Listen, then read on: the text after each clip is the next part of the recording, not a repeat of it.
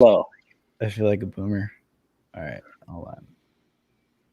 What's it doing for you? It Is is it it really is live awkward? now. It is live now. Yeah. It is live. Yeah. Okay. Are we on screen or do I have to like change it? No, you're live. Like I can tell. I think you're pretty sure you're live. Okay. You can check the chat. I don't know. Hold on. Hold on. Let me check the screen. Change it. There we go. No, We're live. you're live. Like We're live.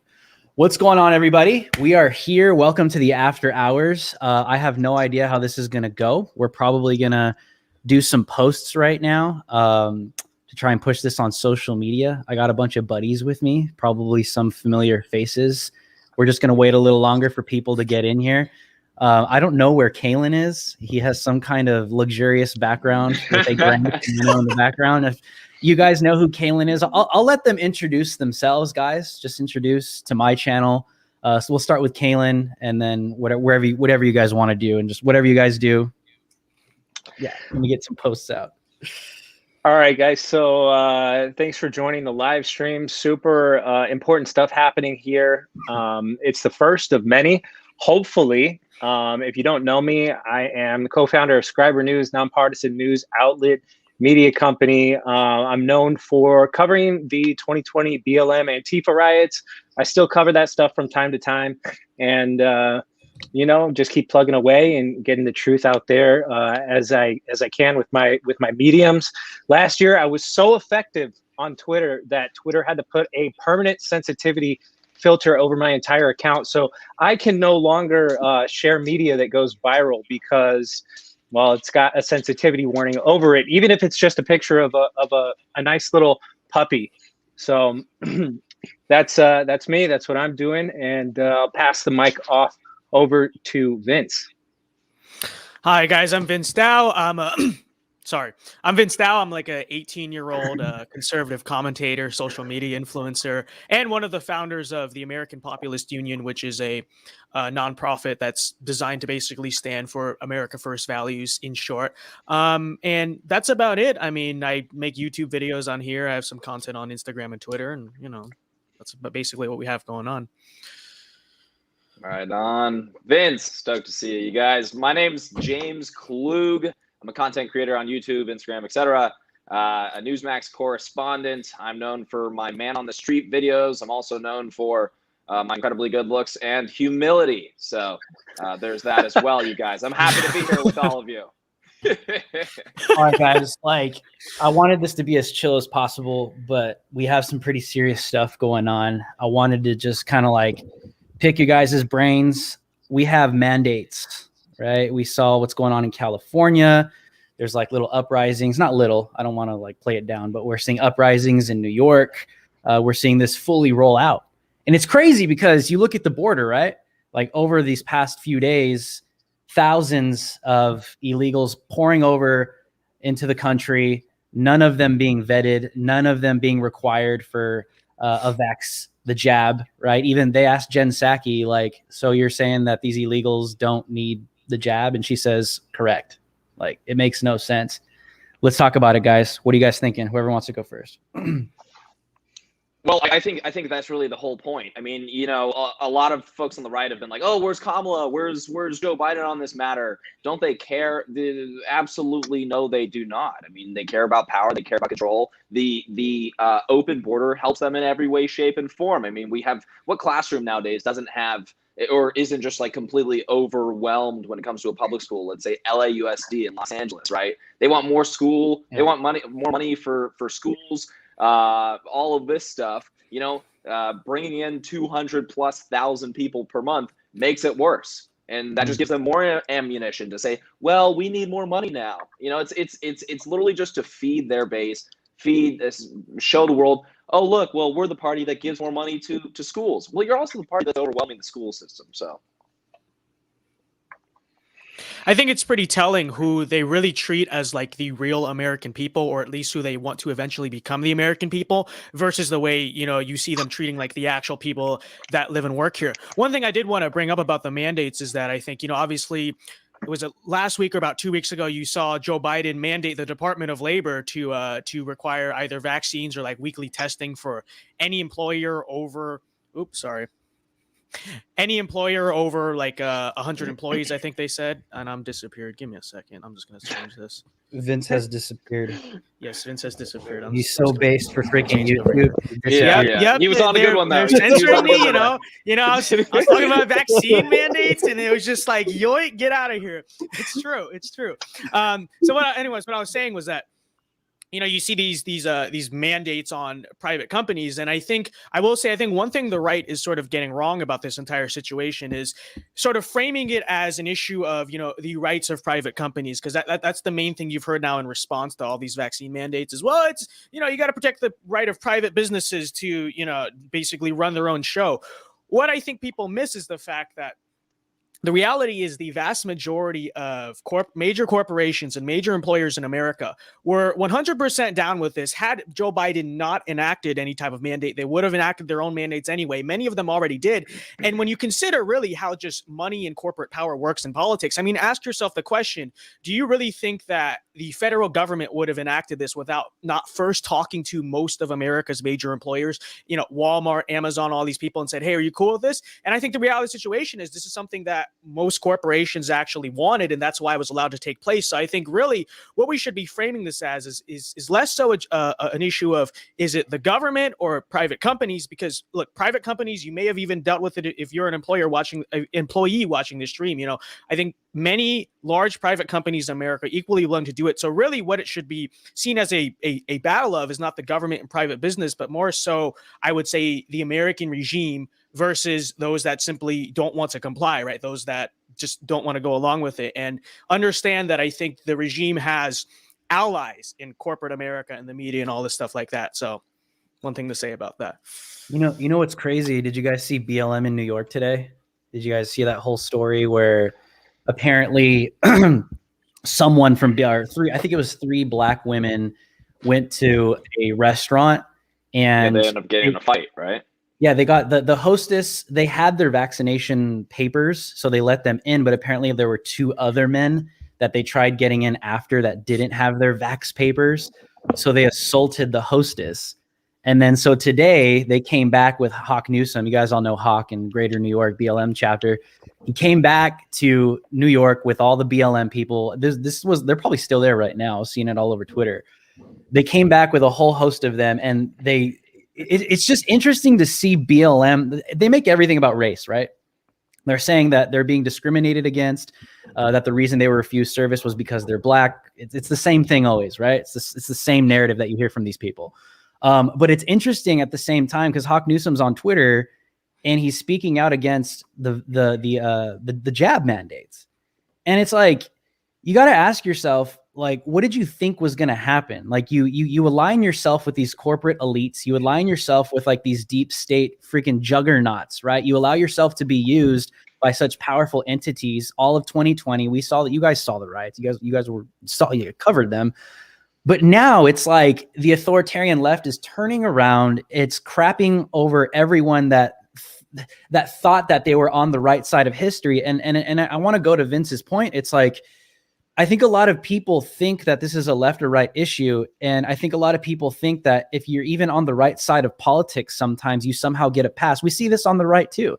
We know that rhinos exist. We know that the deep state's on both sides. And I'm kind of like, I've always been in a place in my life where I'm like, I'm not super Republican. I just kind of like want the truth and everything. But it's just interesting to see some of these groups start to see like the authoritarian left really start to damage their lives. And it's like, what did you think was going to happen?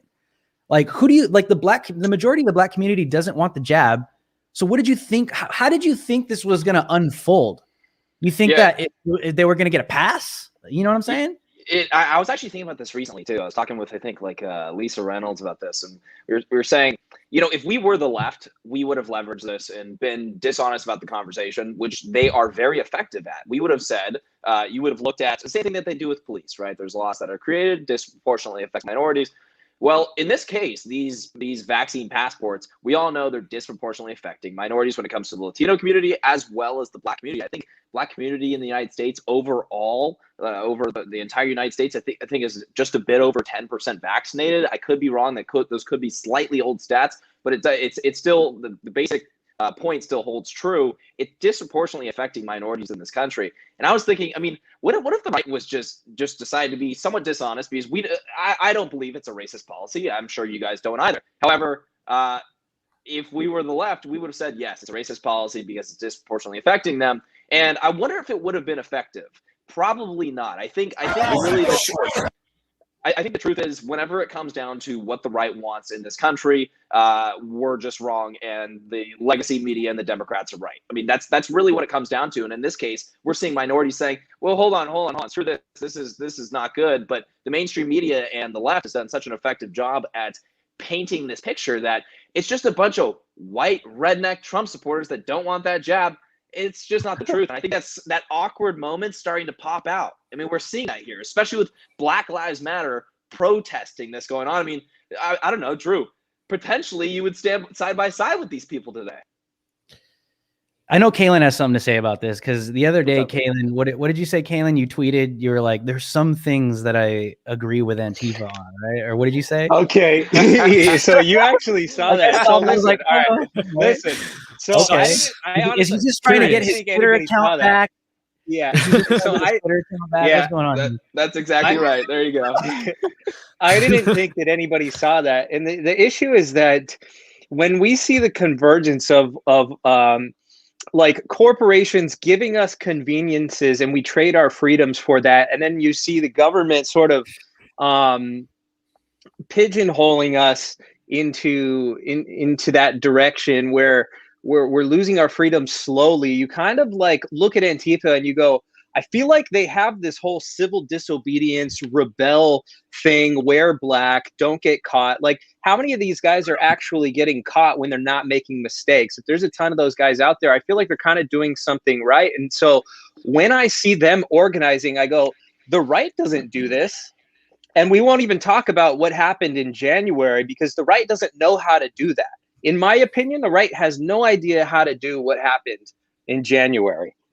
This is something that we've seen, I think, the left do very well. When I covered Portland, to see like 3,000 people dressed in black, wall of moms, leaf blowers, hockey sticks, lacrosse sticks, like these people came armed to the teeth. And I guess my point is that I agree with them on this sort of, you have to rebel at some point. It seems like they're the only people that are really they're kind of already there. It's like they put the tape in the VCR and fast forwarded it, and so they're already there rebelling. It's just the other things that come along with what they believe that I just don't get behind, obviously. And I think a lot of you guys would agree, the communism, just the full-blown anarchy. It's like the issue with them is that they're not they don't, their purpose is to destroy the United States. The anarchy comes in, and it's not to rebel to preserve, it's rebel to destroy. So that's kind of what I see their purpose as. But yeah, I didn't think anybody saw that tweet. So it's just it's, you know what I mean? Yeah, it was up for 2 seconds. So that's the way I kind of look at it. Is like, they have some stuff right and a lot more wrong. So I don't know. What do you think about that, Vince? I will say about that is that I don't think that the right really has the capacity to act that way. The reason being, you look at the difference between the way like an entire year almost of riots was covered and treated in the narrative and the institutions when it comes to Antifa versus the one time that conservatives did something remotely similar to that. You look at how differently he was treated. That's a reflection, I think, of the fact that ultimately at the end of the day, Antifa and the so-called revolutionary left is in the end a servant to the system. Right. They are backed by the system. The system has their side. You know, there's a reason why the police and law enforcement and all these places will essentially just allow Antifa to run wild, assault conservatives, whatever. And then it's just the second that conservatives typically tend to fight back, that's when, you know, the cops get involved, the cops start making arrests. Right. And that's because at the end of the day, you look through our societal institutions, you know, we know that since the 1950s and arguably as far back as the 1920s, communists have been basically marching through institutions to the point where they now have total control. I think ultimately most of our elites and most of the people in power are sympathetic, or at the very least see Antifa as a tool, whether that's to destabilize the United States or just to simply kind of tear down our sort of traditional view of this country, right? The revolutionary left is a shill for the system and ultimately is used by the system. And I think that's why, when it comes to something like big pharma, right? You look at someone like Vosh or like, a lot of these sort of revolutionary left people. What have they been doing throughout this entire pandemic other than completely shilling for the elites, completely shilling for the system? That's where I think you will see the revolutionary left always end up at the end of the day, because the system at the end of the day that we currently have is set to serve them, right? The sort of like godless neoliberal consumerism that now kind of rules our society, right? Globalism. These things actually serve the end goals of the revolutionary left. And that's why I think conservatives, I mean, you say what you will about the morality of it, whatever, but I think, like, just practically speaking, it's just not possible for us to do the same thing and have the same outcome, because the system actually is against us and wants to stop us, not so much Antifa. Yeah, No, I also absolutely. think I think the media also is a major player. Just kind of piggybacking on what Vince is saying. I mean, when it comes down to you saying, "Oh, well, the media's," or sorry, the right gets cracked down on. One, I think the right has more of a moral kind of backbone than the left. Just speaking, when it comes to, let's say, for example, indoctrinating children, that's objectively a weird freaking thing. I think a leftist looks at a child in a classroom and almost licks their chops. But when it comes to the media, if the right does misbehave, one, Kalen's right. The right's not good at misbehaving, and that's a funny word to use here, but it's true. They're just not. I mean, they're unmasked, going into on J6, going in there, being like, oh, doing their selfie and everything like that. Like, Antifa would never be caught dead doing that. Not even Black Lives Matter. So they definitely are more trained when it comes to knowing what to do. When it comes to knowing how to not be identified. But I also think that pushback, the absolute chaos that follows when it comes to the 90+% left-wing media, when it comes to a right-winger doing something, they have all that ammunition to work with. We have just this little bit in the media, and that makes a massive difference. That's largely that's a big reason why a lot of things happen, right? A right-winger maybe doesn't push their limit as much when it comes to being a politician because they don't want to get canceled by the media. We're truly playing in their ballpark. And I think that even goes to show when it comes to protests and all of that stuff. I mean, look at what just happened the other day at the Capitol building. I was there reporting on that. There was what was that, Fed Boys 2021? I mean, there was a right-wing group, maybe 100, maybe 150, I don't even know, outside of the Capitol building protesting, and it was almost like it felt like just the military was there in reaction to this. And a big reason for that is because the left-wing media saw it as red meat, grabbed it, CNN posted it, everyone posted it, and it really shows like they are so powerful, and them dominating the media is such a powerful tool that they'll pretty much just beat anybody into submission. It doesn't matter if you're an activist or a political figure. And then I think consider something like this. What happened as a result of BLM and Antifa last year, right? Most institutions in our country basically caved entirely to their demands, right? A total propping up of this, all this like social reform, quote unquote, right? All these things versus look what happens when the right does one half what you could somewhat consider to be a riot. Like what has happened to us since then? Have our demands been met? Has things gotten better for us? No, they've gotten objectively worse, right? Now you have the federal government openly persecuting conservatives. There's been a crackdown on even tougher crackdown on social media, right?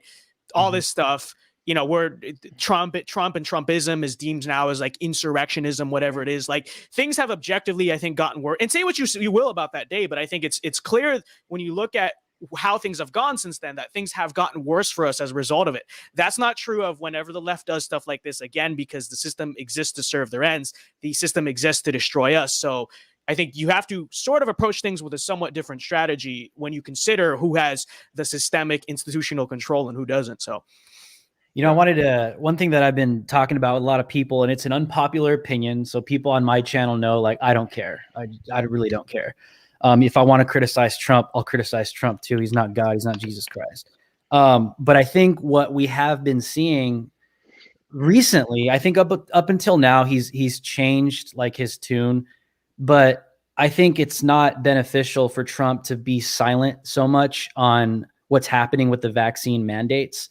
I think he was for the past, like, maybe for a while, you know, like every rally. And I've been covering these rallies, right, James? Like we're at these rallies and he's tooting that freaking jab and people are just, like, it gets quiet in like Arizona, and then he got booed in freaking Alabama, right?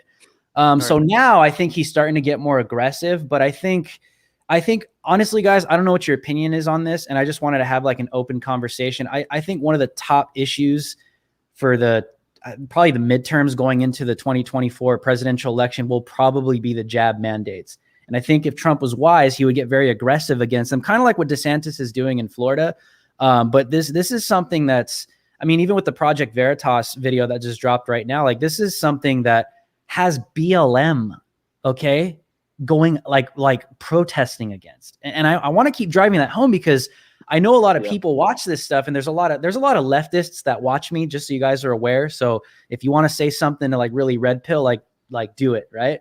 But I want people to understand how that really is a big deal. Like it is a big deal when you see Black Lives Matter come out and really start to protest against something that's actually really authoritarian. And like, you have to pay attention to that, because we're talking about Antifa. Like I would be Antifa if it was real.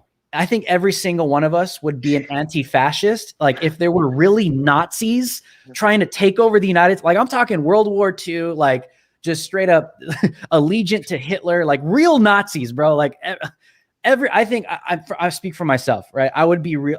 I'm an anti-fascist, right? Yeah, like I oppose fascism. I oppose all the authoritarian regimes, but it's not real. Like in their minds, it's not real. They LARP. They think that it's real. The point I'm trying to make is, look where we are right now. Where and I said this after J6. It just seems like those that finally start to actually wake up to the real authoritarianism are going to find themselves getting closer and closer together, finding themselves opposing the central enemy. At least that's my hope. That's my prayer for like our country. I don't know if it'll actually come down to that, but I think millions of people will actually join the regime and start to oppress people. But I think BLM, what happened today is a pretty close testament to some people hopefully waking up. You know what I mean? I don't know if you guys agree with that, but I mean, I see this stuff and it's just shocking to watch. It's crazy. Go ahead. Well, we've been. Oh, sorry. Did I cut you off or no? I wasn't sure. No, go ahead. Well, one thing I wanted to mention is, we're talking about Trump. We're talking about the jab mandates, everything like that. The scariest part here to me is real quick. We got a superstar entering the chat. Oh my goodness. Hey, what's up, guys? How you doing? Yo. Tomas Morales. You guys brought me on. Hey, What's good. up? How are you guys doing? Tomas Morales has entered the chat, so I have entered the chat, entered the live stream. I'm pretty sure all of Los Angeles Antifa is about to join us right now. So. Yeah, they're big mad. James was about to say something really great. James, what were you saying? Well, I wanted to touch on this because there's a million phrases like this, but essentially it's when people are fearful, they give up their rights, they give up their liberties, they give up their freedoms, and I think we've seen that's mostly the case when it comes to the jab mandates. If you guys look at the polls when it comes to support for these jab mandates, they're actually pretty high. I see ones that are 65%, 72%, etc. I don't know if you guys have seen the same ones, and that's the most shocking thing. And you kind of look at like why? Like that was my first question is, okay, well, does it make sense to actually do this? For example, DC. The data around breakthrough COVID cases is very, very, very tough, but because they don't track them very well. Shocker, right? But when it comes to DC, since they started doing vaccines in DC to June, there was 4 breakthrough deaths. So people are out there advocating, all right, go get your, or forcing people or wanting to force people to go get this vaccine. It appears to be quite effective. Side effects, whatever stuff, all that stuff is a debate for maybe another time. But when it comes down to it's just general protection of COVID, seems to be pretty effective. In that same time, in homicides in DC, you're looking at nearly 100 deaths. Those same people that are saying, those same people that are demanding vaccine mandates and all these things when they could just go get vaccinated. I don't know why these people aren't walking around with a bulletproof vest when they have over 20 times the chance of getting murdered in the street.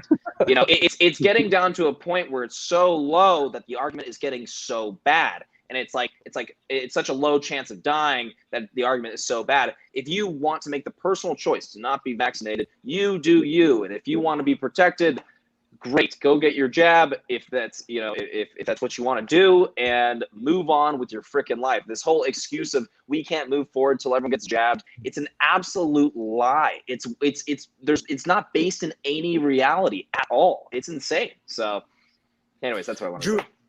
Drew, I think that's a great point you made on Trump, because that's something I've been pointing out too. And I know people will try to defend him and say, well, you know, he's made fleeting statements in interviews and rally speeches saying he supports choice or freedom, whatever it is. And it's like, but it's very deliberate to me that Trump, at least in the past, and maybe we're starting to see a slight change in this, hopefully we see more, has tried to get around the issue of vaccine mandates, right? He'll maybe bring it up occasionally, oh, you should have the freedom, whatever. But we know, because you look at the way he plans his rally speeches, you look at, you know, the Telegram messages, stuff like that. Like, it's very deliberate all the time what a politician chooses to talk about. You dedicate entire sections of your speeches to the things you think are important. And it's pretty clear whether it's he's scared to talk about it, or it's that, you know, it's his vaccine, he doesn't want to counteract it, whatever. It's very deliberate that this vaccine mandate issue is something that Trump kind of wants to avoid, kind of wants to stay out of. Mm-hmm. My problem is he can't. To me, I think it's the most important issue facing our country right now. Like, you know, more so than Nancy Pelosi, radical left Democrats, whatever else is, you know, he talks about in rallies. This is the most important issue. And let's also point out, this is an issue that primarily affects his supporters, right? To all of us, I think we could all collectively agree, like, for us, and for like the ordinary Trump supporter, the ordinary conservative, this is something that is disproportionately affecting us. And this is probably the most important thing to us. And you have Trump, who is just kind of scared to touch it. And I understand why a lot of other Republicans are scared to touch it. But I thought, at least, you know, the point of Trump is that, you know, he's willing to say what other Republicans won't say. Like, he's willing to go there. He has guts.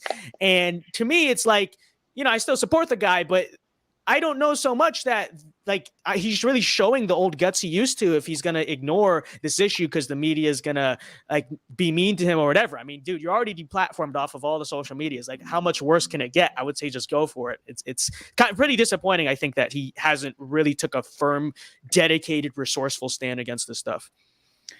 You know, I know you guys are all in California, and I want to give Tomas a chance to comment. Tomas, you're out in Cali too. You want to comment on this? Because I know right after the recall, Democrats wasted no time, LA County, just immediately, like literally like under 24 hours. I wake up the next morning and I'm looking at like KTLA on my freaking Instagram. Oh, the what was it, the passports, the mandates, like immediately for LA County for bars, XYZ. And it's like, Tomas, it was.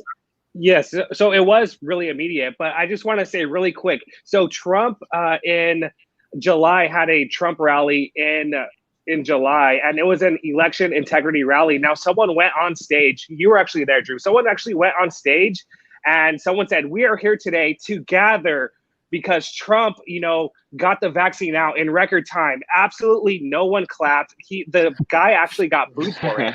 And then anytime when Trump would go out and speak about the vaccine, like literally crickets to the room. So yes, going to what Vince says, Trump needs to address this and needs to address it quick if he's going to, you know, maintain this record of support. But going back to what Drew was saying. So yes, we all knew that Newsom was not going to waste any time. We all knew that he was kind of waiting. Sorry, that's my dog right in the background. We all knew, hold on, so sorry. Caitlin, I know you want to say something real quick. Yeah. When he finishes, we'll really quick note. Back to my point about it being so popular in the polls. I think Trump is for straight political reasons. Now he's getting that little grasp of politics. I think for straight political reasons, he's not touching it. I think until the right is actually winning this argument, or at least getting close. Right now, we're getting pummeled, you guys. College campuses everywhere, corporate world. I mean, they just bypassed Congress and leveraged OSHA to do a vaccine mandate. I mean, we're just getting absolutely destroyed, and it's relatively, depending on what polls you're looking at, but it appears to be pretty popular in the polls. I think that's why Trump's not touching on it. To be honest with you, I think. Well, can I counter that? What about? I would say, though, that I think it's 2021. He's going to run in 2024, supposedly, right? That's kind of what he's trying to hype up. 2022 still hasn't really there yet. I think right now, his role is not so much to win independent voters. That's for general election season. His role right now should really be just to solidify support, to really prove like, he's still our guy. Yeah, he's kind of old, but like, we still got this. I think really to like shore up the base. Like that's what he needs. He need the base to basically to remain sort of faithful in him, that, not just that we'll vote for him, but we'll like enthusiastically support you to like 2020, 2016 levels. And the more and more he kind of disappoints his core base, I think right now at this stage in the kind of political process, I actually don't think that's the smartest politics. Could in the California election, hold on, let Tomas finish because he came back. In the California election, so there were 6 million votes for Trump in the 2020 election. There was about half as many for the recall election, and that was because Trump didn't go out and endorse anyone. Did Trump actually endorse anyone? I don't think so, right? I mean, no, we would have had the power behind him if behind these votes if Trump would have went out and spoke. So he does just need to go out and speak on the mandates. But going back to the recall election, they wasted no time, and we knew that they were not going to. So in July, Newsom was actually, the polls, he was actually at about like it was like 40% or 50% disfavorable, and then just recently, I forgot what the polls are now, but it was really bad. It was like 30%. But we knew that Newsom was not going to waste any time and just carry on as if like a dictator, But I believe Kaylin wanted to say something. Anyone else want to go before I say anything? Get it out of the way. No, Drew. No. All right. Anyway, no. So here's what I'm wondering. I don't know what you guys think. Do you think that Trump is going to run? And do you think that this Trump vaccine, right? Everywhere he goes, it's all about, right, how excellent it is that he got this thing out. And if he runs again, do you guys think that there are going to be a lot of ears that hear that, people who did get the vaccine, that are going to be like, you know what, he did get that out and that saved my life? Whether or not that's, you know what I mean, like efficacy. Do you hear where I'm going with that? Yeah. Do you guys think that's plausible? I mean, I think that could potentially be what his campaign, his team, or whoever's around him could be trying to put in his ear. I mean, I think it's clear that, I say this a lot and Trump supporters don't like it, but if you believe what you believe about the elections, Trump was supposed to drain the swamp, but the swamp drained him. If you honestly believe what you believe about the 2020 presidential elections, he was drained, period. Okay. A lot of people don't like to hear that, but that's the truth. So I think it's very clear. If you take a look at his cabinet, you take a look at how everything ended, even up until the vice president of the United States, I think he was infiltrated. I think there were people, I mean, I have contacts that were around inside of the Trump administration, and I have to be careful with what I say, but a lot of people that were in proximity, like even his family, very sketchy, very deep state, giving the worst advice, trying to push him with more liberal agendas. But I can see Kaylin's point. I could see him being told that, and I think we're all concerned, and I think we hope that he doesn't continue down that path, because it's only going to lead us down, it's only going to lead us down to the path of the destruction of the United States. I mean, at some point, when does he come out and just say no is no? Like Vince was saying earlier, Trump was the guy that was like, I'm going to do whatever I want. Like not like authoritarianism, like an authoritarian psychopath, but I'm going to do what I want against the counterculture, against the radical left. And I think that's why a lot of us supported him. But it's possible he's being counseled something like that. But at the same time, I just think, like what Vince was saying earlier, is this is an issue that is bringing Black Lives Matter out against it. This is an issue that's going to put people out on the streets.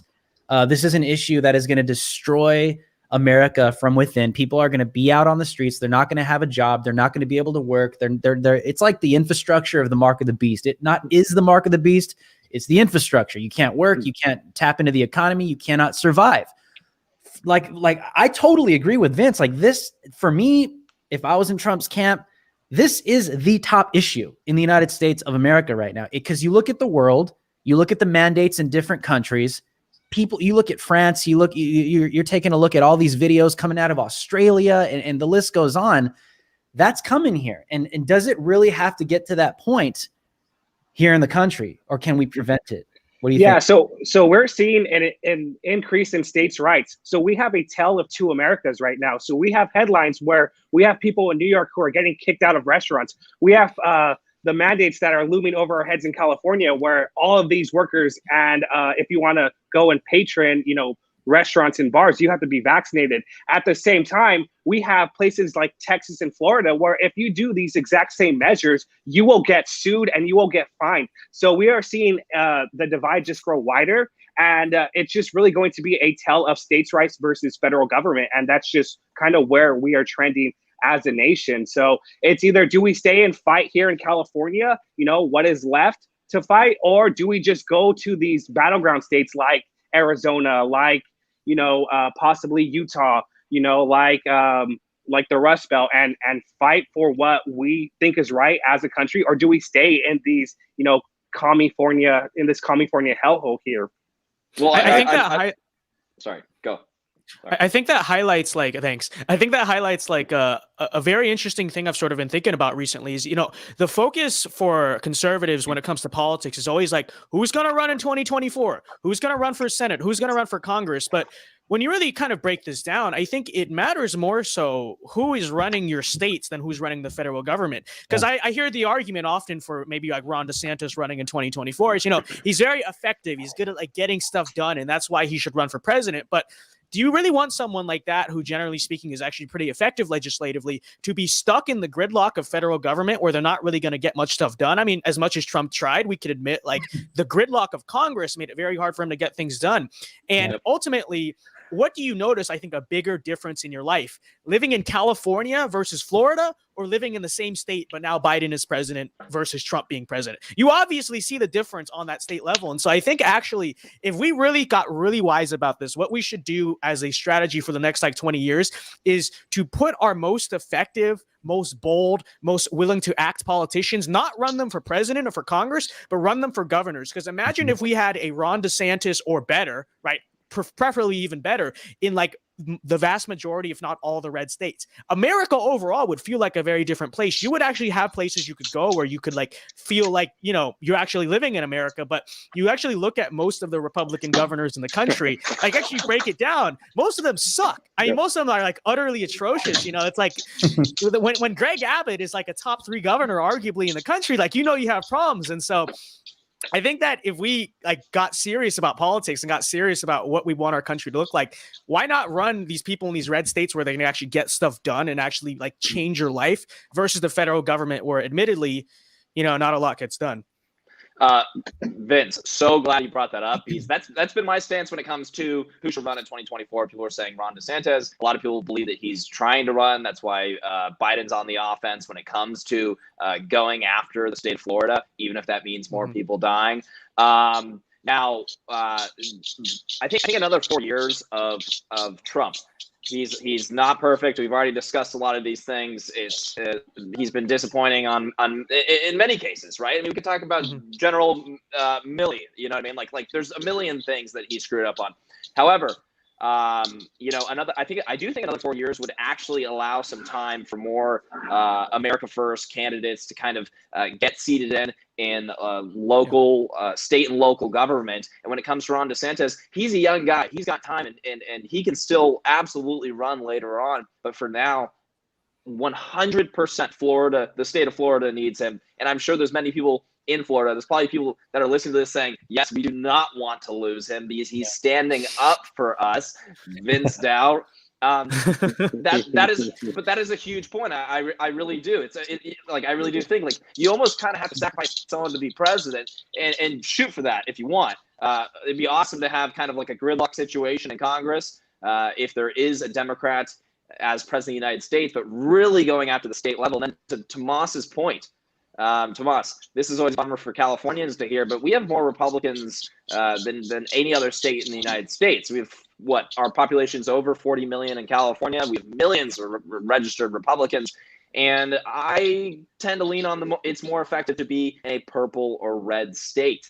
and try to push those states over that barrier of becoming a red state. Democrats are doing it all the time. We know plenty of Democrats that move over to Arizona for work, and they just keep voting blue. They're like, hey, that's a disaster over in California. Let's keep voting that way. Well, why don't Republicans do more of that? And I think we've seen a lot of that. A lot of Republicans have left California and have actually voted for the policies that work economically, and not just that, but the policies that reward individual liberty in states. So yeah, I think it's more of Republicans need to go and do their part in another state. And I'm a hypocrite because I'm still in California, but I love the weather, so leave me alone for a bit. All right, I'll do it soon.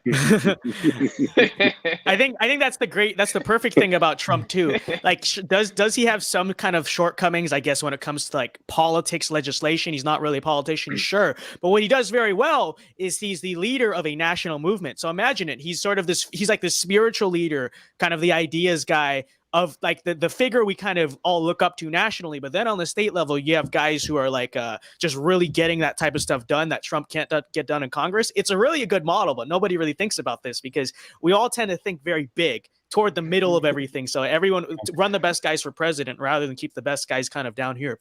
Well, not just that. I think conservatives and Republicans only look, like Vince said, towards the midterms and the next presidential election. I mean, and you take a look at the left, they strategically plan their stuff for like decades, for generations. Yeah. And that's what you're seeing with the border. I wanted to kind of like shift gears to the border is you take a look at what's happening. You take a look at the millions of people that are being imported into this country. Okay. And I know the numbers, even the numbers I get from Border Patrol, they're just like, these are not the real numbers. We don't really know what the real number is, but this is what we have to put out officially, for the government and for the people to see. But you take a look at how the demographics are going to change. There are millions of people coming into this country. We know that at the end of 2020, Joe Biden himself told civil rights activists, literally BLM to their face. I think Al Sharpton was there. I'm not sure. Told them to their face, we're not worried about you anymore. You guys have to start learning to work with Hispanics because they're the largest non-white voting bloc as of 2020. These people plan for like generations to come politically. They don't look at next elections. They don't look at next midterm. They don't look at next president. They look at the next 40 years of election voting bases to get whoever it is that they want to install. And I think that's part of the problem. See, a lot of people, I don't know how you guys feel. I'll speak for myself. A lot of people will look at my account. They'll look at my, my Instagram, my content, and be like, you're just like a hardcore Republican, this and that. And you're like just GOP till you die. I'm like, nah, bro, I came into this like just being in the middle. Like the deep state's on both sides, son. Like if you can't see that by now, especially after 2020, and you actually believe what you believe about the election, you have to see by now that there's something going on both sides. And I think if people were smart and they were wise, it's going to be a political challenge because of the resurgence of the Republican Party. We saw what Trump tried to do. A lot of people wanted him to start the Patriot Party, but the challenge is going to really, really have to undo and infiltrate the deep state, the Republican rhino establishment. That's going to be that's a really huge task, bro. And I think to sit here and say that one man has the ability to do it, he's raising millions of dollars, but he doesn't have that many years left. He's trying to get, Trump is definitely a huge political player now, right? On the chessboard. But is it enough to really revamp because I think part of the biggest problem is the establishment GOP. It's like we're looking this way. We're going against the communists, the authoritarians, the globalists. We're looking this way. We're fighting this way. While at the same time, we think we have allies right behind us, backing us up, pulling the rug directly under us. I know a lot of people don't want to talk about this because like sometimes like, oh, my base is conservative and Republican. It's like, well, we got to tell the truth because this is happening. They did it to Trump.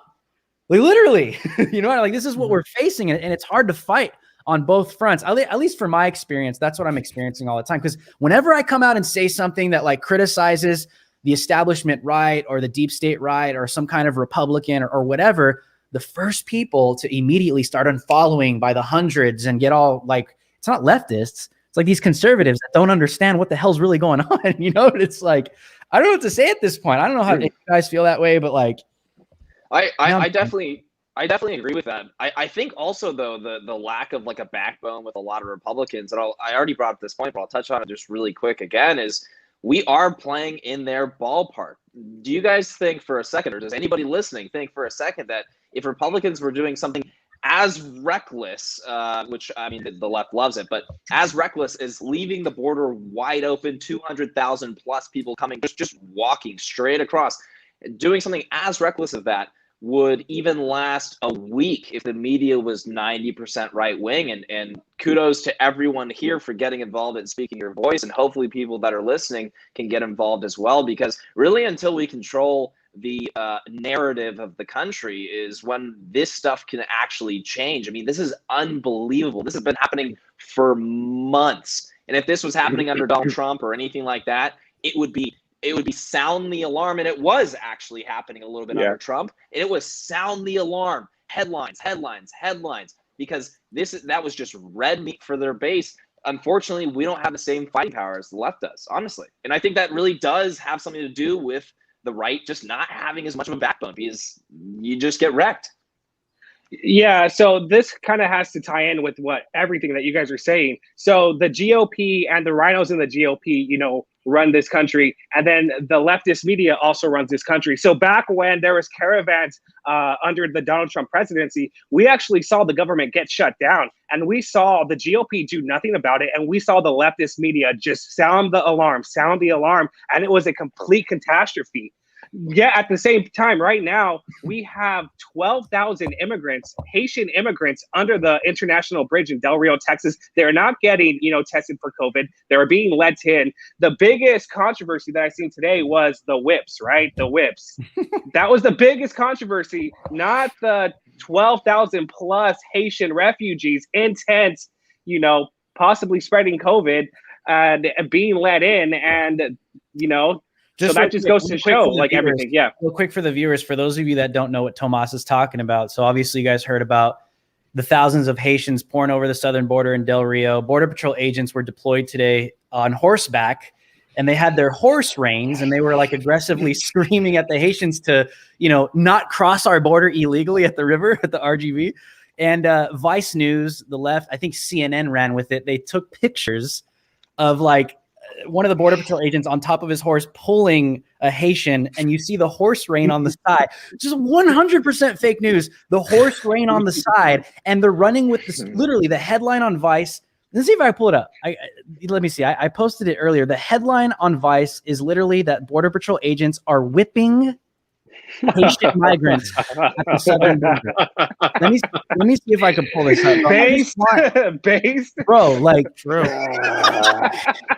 Bro, I mean, look, our country is quite literally being invaded by a bunch of foreign nationals, and they seem to care more about the just the inconveniences of the invaders than the country they're invading. It's true, Can you guys see this? Here we go. Okay, there it is, right there, dude. I mean, you gotta ask yourself. It's people, bro. You read the comments on this. I mean, this is just my Twitter, but you go to Vice's freaking article, and it's just shocking. It's oh, this is what I said earlier because I thought it was hilarious. I was like, bro, the article itself doesn't even provide any evidence that the Border Patrol are whipping Haitians at the border. But people, you go to the comment section on Vice, there are millions of people that see this, and they're like, how could this be happening in our country? This is just not okay. How in the world could this be taking place?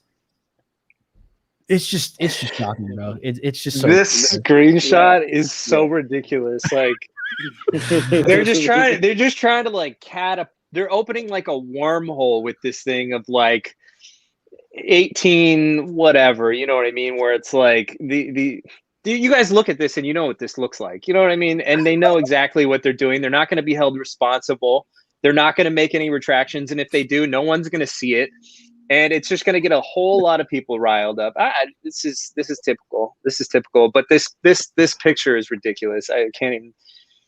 I shouldn't even say I can't believe it. I can believe it. It's just it's so bold. It's so bold, I keep making that. Yeah, I'm making that mistake recently too. I'm like, oh, I can't believe it. I'm like, wait, James, yeah, you can. Are you serious? Yeah. I mean, here's the thing. This is literally what we're up against. And this is why the right loses. Also, there's so many reasons why the right loses, and part of it is because of values, right? We try to. The right likes to virtue signal just as much and you know, parade around and say we don't do this and we don't do that, and this is the things that we stand for, which are good things. But it's the same reason why Trump lost. Right? A lot of people say Trump won. No, he lost because he lost to cheaters, and that's what we're up against. Look at this picture. It's the perfect example of cheaters. They're lying. They're playing outside of the system, and then when we do anything, they go, "Oh, look at what you did. Look at what you guys are doing. Look at how evil you are," and it's why we lose, because we're playing a game with people who cheat, and there's, how do you beat cheaters? You get what I'm saying? Like, how do you beat people who cheat on a regular basis, no matter what? And that's like, who wants to win? You know what I mean? We're talking about like a game of King of the Hill. You can't win on King of the Hill if you're not adequately prepared, and if you are, and the other people are cheating and you know, using cheat codes or doing whatever, using our morality against us and playing outside the box, then it's a losing battle. I don't know if I'm black pill that, you know, some people meet me in person. I'll tell them like, look, you're asking me a question where I think we're kind of doomed. Like, we're being attacked on multiple fronts. We have these people, these thousands of people coming into the country, being imported. Like, this might be a good segue into media distractions in terms of why the media is so focused on a missing persons issue. We haven't seen a something like that unless it's a small child, like a very small child. We haven't seen what's her name? Media. Gabby Petito. Right. Gabby Petito? But this is, so it's not just that people are coming in here. That's one front, right? That's one front, and everyone on the right will say, oh, those aren't just foreigners, those are Democrat voters that are being shipped into the country. So that's one front. But then you have the left is really good at getting into education. I know that James talks about this a lot.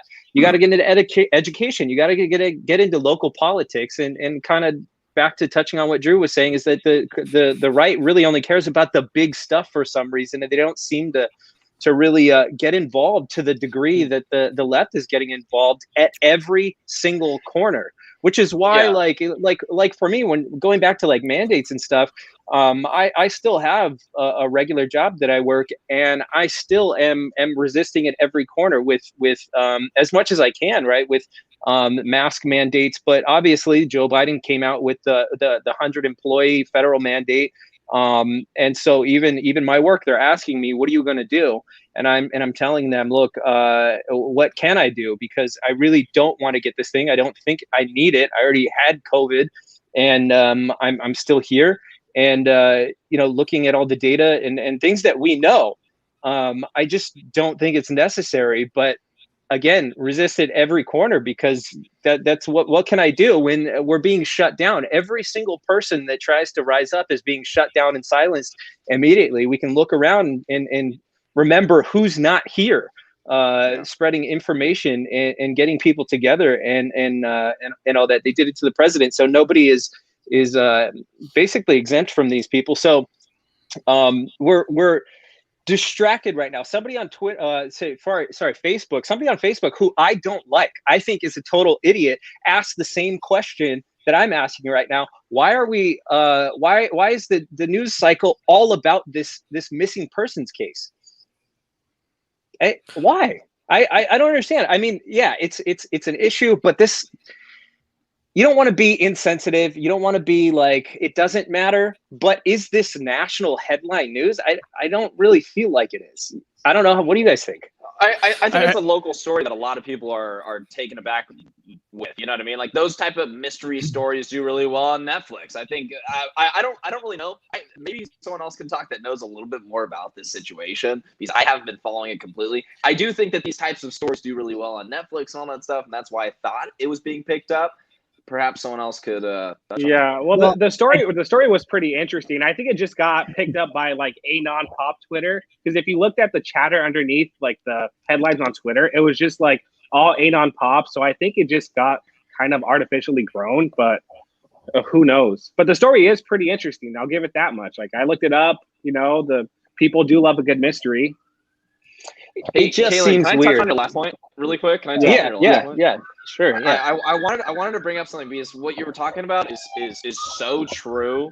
And I think literally one of the most morally sound talking points that the right had was you leave me alone and I will leave you alone. And that is a beautiful freaking thing. And we've been saying that for the last, 30, 40 years. But the only problem is while we were saying that over and over again, spending time with our families, creating businesses, etc., the left was taking over every single aspect of our lives, whether it be academia, whether it be tech, whether it be media. And in that time, the right dominated a few things, one being the chicken sandwich, which God bless Chick-fil-A. But I would way, way, way rather dominate tech or media or any of these things that dictate how you run your life. And I think that was a perfect example of how that morally sound argument actually ended up screwing us over because they weren't leaving us alone. That's what we said and what we wanted, but they were not leaving us alone. And yeah, I mean, I just want to say that because you were talking about, the moral side, the versus lies. Go for it. I think that's part of the problem with the way, I guess, conservatism basically since the 1960s with like the idea of fusionism and stuff like this has approached things. Has the problem, I think, is we don't actually anymore, at least, really have a vision for what we want society to look like how we want people to act, behave, and basically exist in society. We basically are only loyal to these kind of abstract principles about the role of government and stuff like this, but we don't actually, I think, set the role. And I think that's part of the reason why we kind of just sit back and allow the left, under the guise of like live and let live and free speech, to basically take things over. What I think we should have realized is that, if we do actually have a vision for society, this is kind of how, generally speaking, we prefer for people to live stuff like this. We should have realized that in the 1960s and going onward, giving a platform to people who very clearly, wanted to eventually use their platform to shut us out of the platform was, under the guise of free speech, was not a good idea. We have to be, I think, ready to realize things like this. And to Drew's point about how, whenever he sort of criticizes mainstream conservative narratives, rhinos, whatever it is, that people will kind of not like that. But I think that when we recognize that, I think the way we've done things post World War II, the way we've approached our political approach has not worked. And if we recognize that we're losing and things clearly aren't working and the left is clearly winning in every front, we have to be ready to say, okay, it is time to basically change or fix or do something different in our approach. And I think understandably, it is necessary, if you were going to change our approach, to criticize the way things have been doing and the people who have been doing those things. And understandably, that's going to create some divide. There's a lot of people who aren't going to like that. But either we have the choice to not divide anything and continue going this path where we're ultimately going to lose, or actually say like, okay, no, it's time to change course. And if you're not on board with it, too bad. But like, in the long run, that sort of divide, calling out the neoconservatives, calling out the rhinos, that is the ultimately, I think, necessary for us to actually create a conservative movement that is effective. I don't think you can do it without it. I think the whole unity line is actually quite literally a lie. This is where I see. Let me say this real quick, Kaylin, real quick. I think I just want to get this out is, I think the perfect example, whoever is going to be in office, whether it's, the federal level or local, whether it's mayor, governor, whatever, right? Whoever is going to get in, right? Whoever's going to get in this game has to be the type of person that is ready to tell the kids no and be ready for the worst backlash from anyone and everything that could potentially come. Now, I think the heartbeat bill in Texas is a perfect example of that. It's not perfect, but I think it's a start. When you're turning around and you're telling one of the most demonic, satanic, evil things, I think, in our generation that we'll probably see for a very long time unfold is, executing babies in the womb. You see people that preach this, they want this, they desire it, they protest for it, they behold it like it's like freaking the best thing that's ever happened to them. I don't know if you guys saw it, but you take a look at the reaction whenever, a piece of policy comes in or is even threatening their so-called freedom to execute a baby in the womb. The backlash is insane. The backlash, it's mind-blowing to see people backlash over something so twisted and so evil. But I think that's what a lot of these politicians, I think that's what a lot of these neoconservatives or whatever you want to call it, someone that just isn't really about it, maybe grifting a little bit here, knows what to say to conservatives, knows how to play that game. I think that may be the core issue, is that fear, because the backlash that comes it's like cancel culture on steroids. It could ruin your career. It could ruin your reputation. You could get trumped immediately. No pun intended, like actually Trump, what they've done to him with the media, right? But my point is, you look at what happened in Texas, you look at all the TikTok videos, you see the backlash, you see the protests, you see this people calling for, like, you see Mark Ruffalo on freaking Twitter, right? Coming out and say, we need civil disobedience. They're stirring people up for something like this. Whoever is actually going to take a stand is going to have to be prepared for that to happen in their lifetime, in their generation. And I just, I don't know, guys. I don't know what you guys think. I hear this stuff and I'm just like, it's got to be people that are willing to, like, literally lose everything. Yeah, well, I will say this. Talking about executing human beings, you got to, and people that are preaching for that, they want it, they hold on to it, they're aggressively fighting for that right. That's what you're doing. I was really thinking about this. I'll tell you why that is. I think abortion is something that a lot of Republicans are somewhat scared to touch, because actually the fact is, public opinion is not totally on our side with it. It's kind of controversial. I think it's going to piss off a lot of people, even though it's very, very evil. Obviously, it's like the worst thing our country does. But I know there's this kind of hesitancy to touch it. What I will say is that when you really break it down and consider this critically, I think the legality of abortion is something that is necessary for the left to basically enact their goals on society, because we know that I think we'd all agree the single most destructive thing to conservatives and to the traditional America over the past 50 years has been what? The destruction of the traditional family. I think the destruction of the traditional family is largely rooted in what? The sexual revolution, right? That was the sexual revolution, second wave feminism, if you want to call it that. That's kind of the wave in which families were destroyed. Really consider it for a second. I think the abortion is something that basically has to exist for the sexual revolution to have the strength that it does. Because what drives hookup culture? What drives this culture of, like, sleep with everyone you can till you're like 28, 30, and then, I don't know, maybe get married? Probably not. Most people aren't doing that.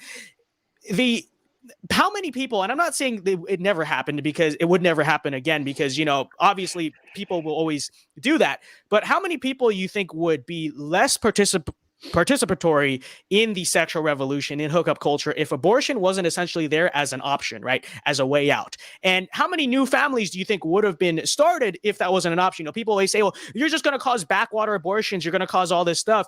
People never consider the fact that, anytime any human being makes a decision, there's kind of a cost benefit decision. Yep. And I think the reality of the situation is a lot of people in society will take sex and the act of sex much more sort of seriously and sort of treat it as something that's a little bit more like, I guess, meant to be reserved for special relationships or marriage or whatever.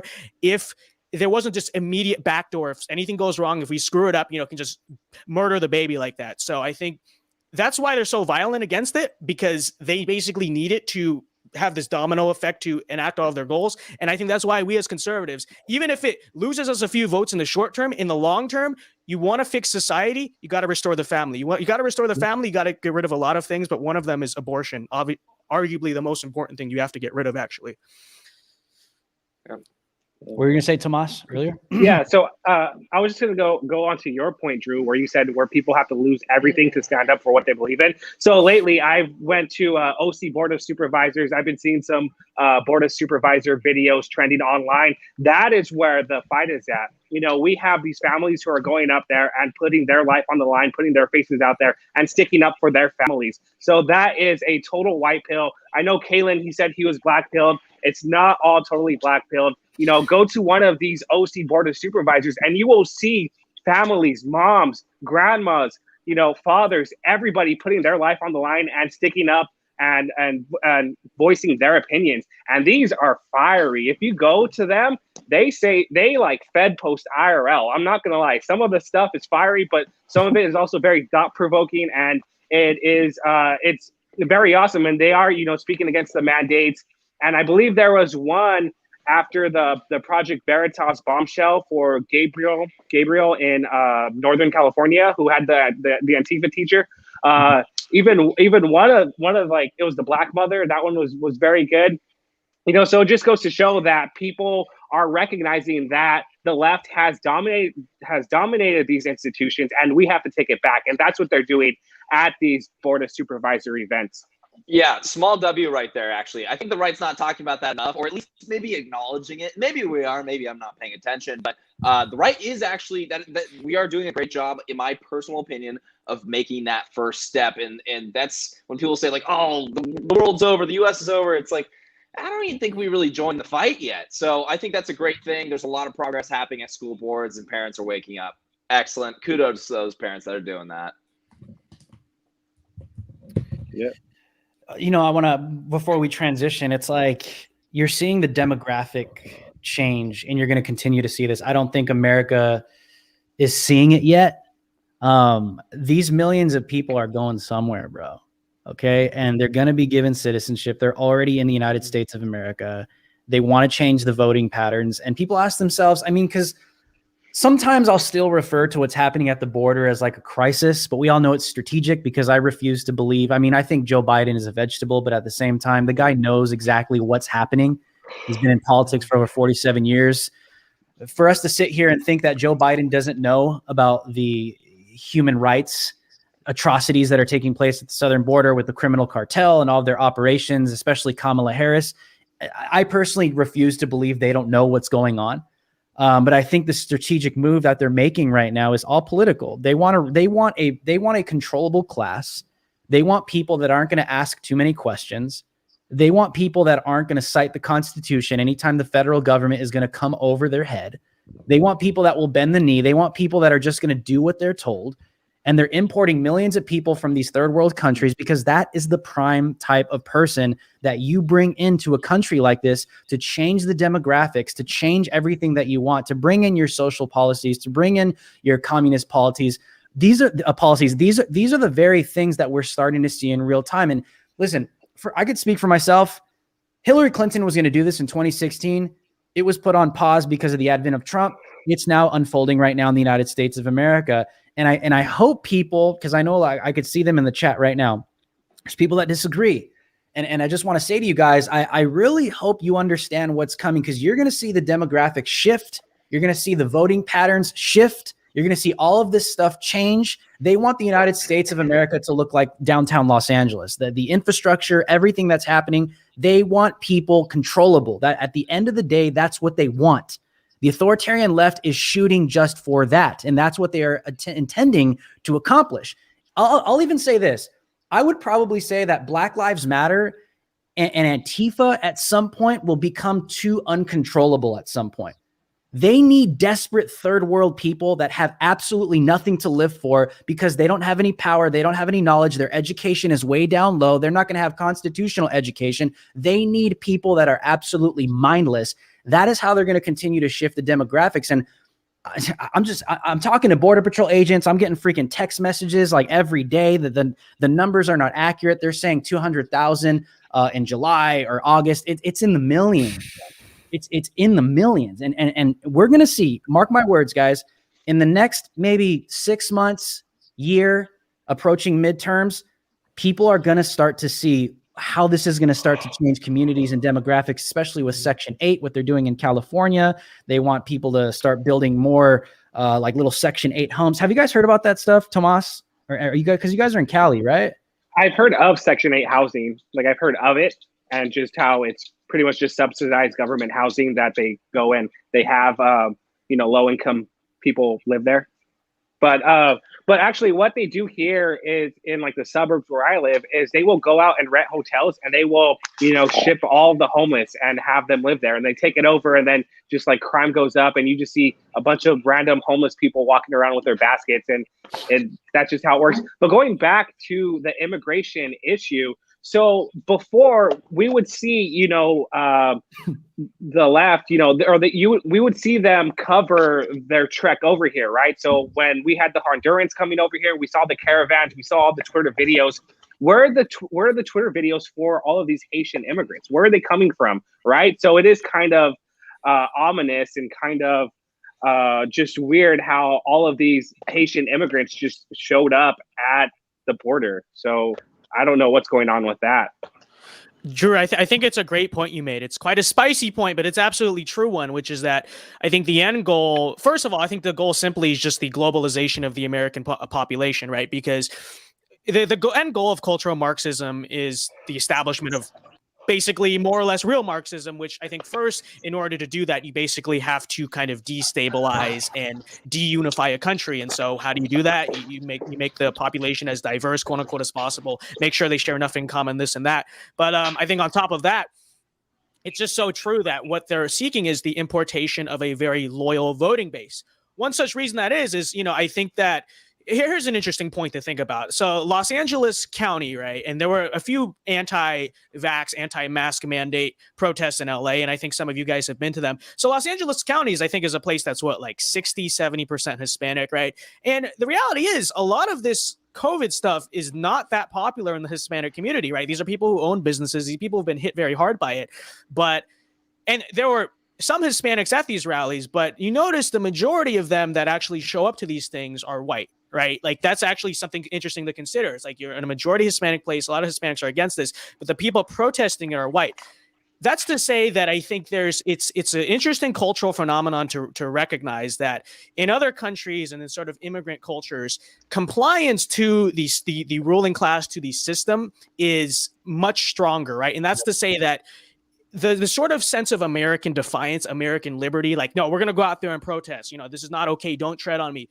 That is not something when you're talking about really immigrant groups that really exist in other countries. And so it's something interesting to think about. And look, maybe we'll have a cultural shift where it would kind of move to just a post-racial society and everyone's kind of on board with that. But definitely for now, the next 20 years or so, even if a lot of these kind of new immigrant groups sort of en masse oppose this stuff, very few of them, with the exception of some of us, are really going to stick up against that stuff because culturally speaking, that sense of defiance is just not ingrained as more so to people who have been in America and have been raised here for generations, right? It's just a uniquely American thing. Yeah, I think I know I just sat down, but touching on that point, I think definitely one of the groups that is culturally defiant, which we can all agree on, is Cubans. If that was Cubans coming across the southern border, there would be not just one wall, but two within a week. I mean, they would be shutting it down ASAP. And no, I heard the conversation before as well when it comes to people coming here and Drew saying, kind of just going along, going with the grain. They're being granted mass amnesty. Who are they going to be loyal to, at least for quite some time in our education system? Who are they going to be loyal to? I think the Democrats not just look at the initial votes that they'll gain, which may not be that many because I know a lot of first generation immigrants don't vote all that often. However, down the road, they allow the American indoctrination camps do their work, and it's pretty much guaranteed that that's going to be overwhelming majority Democrat votes. I think for conservatives, I mean, anyone who's a conservative isn't by default a Christian. But I always say if you're a Christian, you're probably most likely going to have default conservative values. I think probably the biggest issue right now is fighting for morality in culture, in music, in education, obviously on and off social media, in our own personal lives. Like Vince was saying earlier, is like there's a core issue to some of these issues, like executing babies in the womb. Fornication is all over the place, and there's a lot of irresponsible, proud people that just think they can live their lives like this and just disregard a human being like it's nothing. I think that moral argument has to be at the forefront as well, because if we don't have any moral codes, if we have no right or wrong, even some of this neoconservatism, and you guys all know what I'm talking about, that is just not appearing to be actually conserving. It's kind of like morally just out there. People that were getting behind like Jenner, okay? Like that just doesn't make any sense. Like this is why we lose this kind of stuff, because we sell our souls, we sacrifice our morality for votes or for something that we believe could get us a little further ahead than the left. And it just seems like people don't want to let that go. I mean, I don't know what you guys' view is on Jenner or sacrificing some of our Christian values and then turning around and claiming to be Christian conservatives. I personally think it's a joke. I think it's blasphemous, in my opinion. We can't be sitting here claiming to be Christians and holding moral codes and at the same time rooting for someone like Jenner. And that's just me, okay? But I think that's part of the reason why we lose, because we get behind things that we claim we're like hypocrites, and it's not going to end up working out and playing out that way, because if we don't have our deep convictions, we're not going to really act on them when the time comes for it. We're just going to throw that out of the window and get behind someone that's absolutely immoral, that goes against our values. And I think I want to say this as well is I think there's a lot of Zoomers. I think there's a lot of young kids that we saw this wave of Zoomer like Trump supporters, right? We saw this whole wave of kids that just got dumped into the political world, right? Mm-hmm. And I think that's part of the reason why in neoconservatism we're seeing that. I think a lot of them are in their minds and in their hearts, their actual morality, they're socially liberal, but they might be economically conservative and they don't even know it. I think that's part of the main reason why you're starting to see some of that unfold in like this neoconservatism. I mean, you even see it in some Trump groups. And I just want to say this to like the conservative community. We have to define that like now, okay? Like you have to define, are you morally conservative? Are you economically conservative? Are you socially liberal? Are you economically like what you, it's got to be defined at some point. Because why, Drew? Why does that matter, Drew? Because look at the issues we're fighting against. We're fighting some seriously moral issues out there that the left has just opened up the freaking floodgates to, and the list goes on. These are things that we have to stand against. And I'm just ranting, you know, but I think that has to be defined very soon because that seems to be something dividing the conservative base right now, and just kind of watching it unfold. I personally think there's a lot of neoconservatives that are socially liberal and they just don't even realize it. Like they literally. Well, I think this is going to be kind of a hot take with some of the viewers, and I know it is, but that is why I would say, like, I am actually against fusionism. I'm against William Buckley, Barry Goldwater. I'm not a Ronald Reagan fan because I think these are the actors post-World War II who basically redefined conservatism to basically mean this like economic thing about low taxes, small government. Not saying I don't necessarily believe those things, but those are not really the core tenets of conservatism. The core tenets, I would say, of conservatism, and it's pretty inherent in the word, and you kind of look back before World War II, it's kind of just what it meant to mean. Sure, there's some tenets of, you know, free market economics kind of wound in there inherently slightly, but more so conservatism is about the preservation of societal order. It's about the preservation of hierarchy, right? It's about the preservation of tradition. This is what a conservative really at the core believes. And so that's to say, if you're left with the choice between, you know, outsourcing trade or whatever, manufacturing to China for economic growth, right? And it'll help the economy versus keeping those jobs here and ensuring that your working class and the families in your society remain healthy. Maybe the libertarian going off of economic growth will choose the economic growth. Me as a conservative will choose the working class, the American family, the American community, the American worker every single time, because I think that's what it means to be a true conservative. And to, you know, your other point about Caitlyn Jenner, I think the huge irony is, you know, we just talked about voting demographics, stuff like that. I think that is the one place where maybe you actually win the Hispanic vote. Maybe you actually, you know, the Asian, a lot of the legal immigration now is coming from Asia. Maybe that's where you actually kind of beat back the left at their own game, is actually these social issues. Because you look at where we're importing people from, a lot of these societies are actually more socially traditional, culturally conservative, more so than ours, right? Like, you know, down in the Latin American countries, they're very Catholic, right? More socially traditional than us.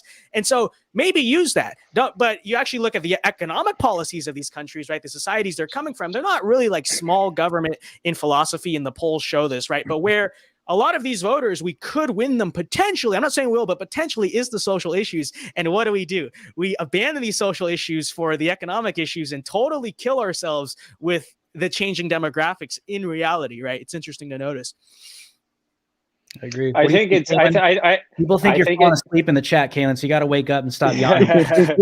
Yeah. So I think it's interesting because I could be wrong, Drew. I don't know if you're asking like, you know, all conservatives need to.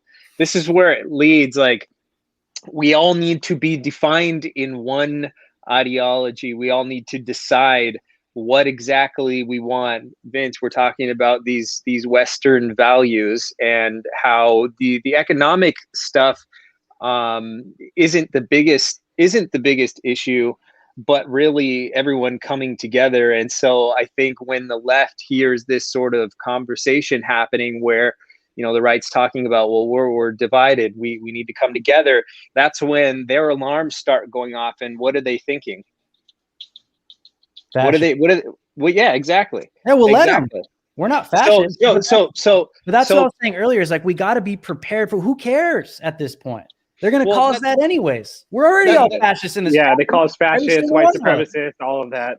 I'm not saying what I'm saying is not to be afraid of what they're calling us, because it doesn't matter what they call you, but it's about what are we actually doing? What are we actually going to do? And it seems like when you look at the base of people on the right, they're looking.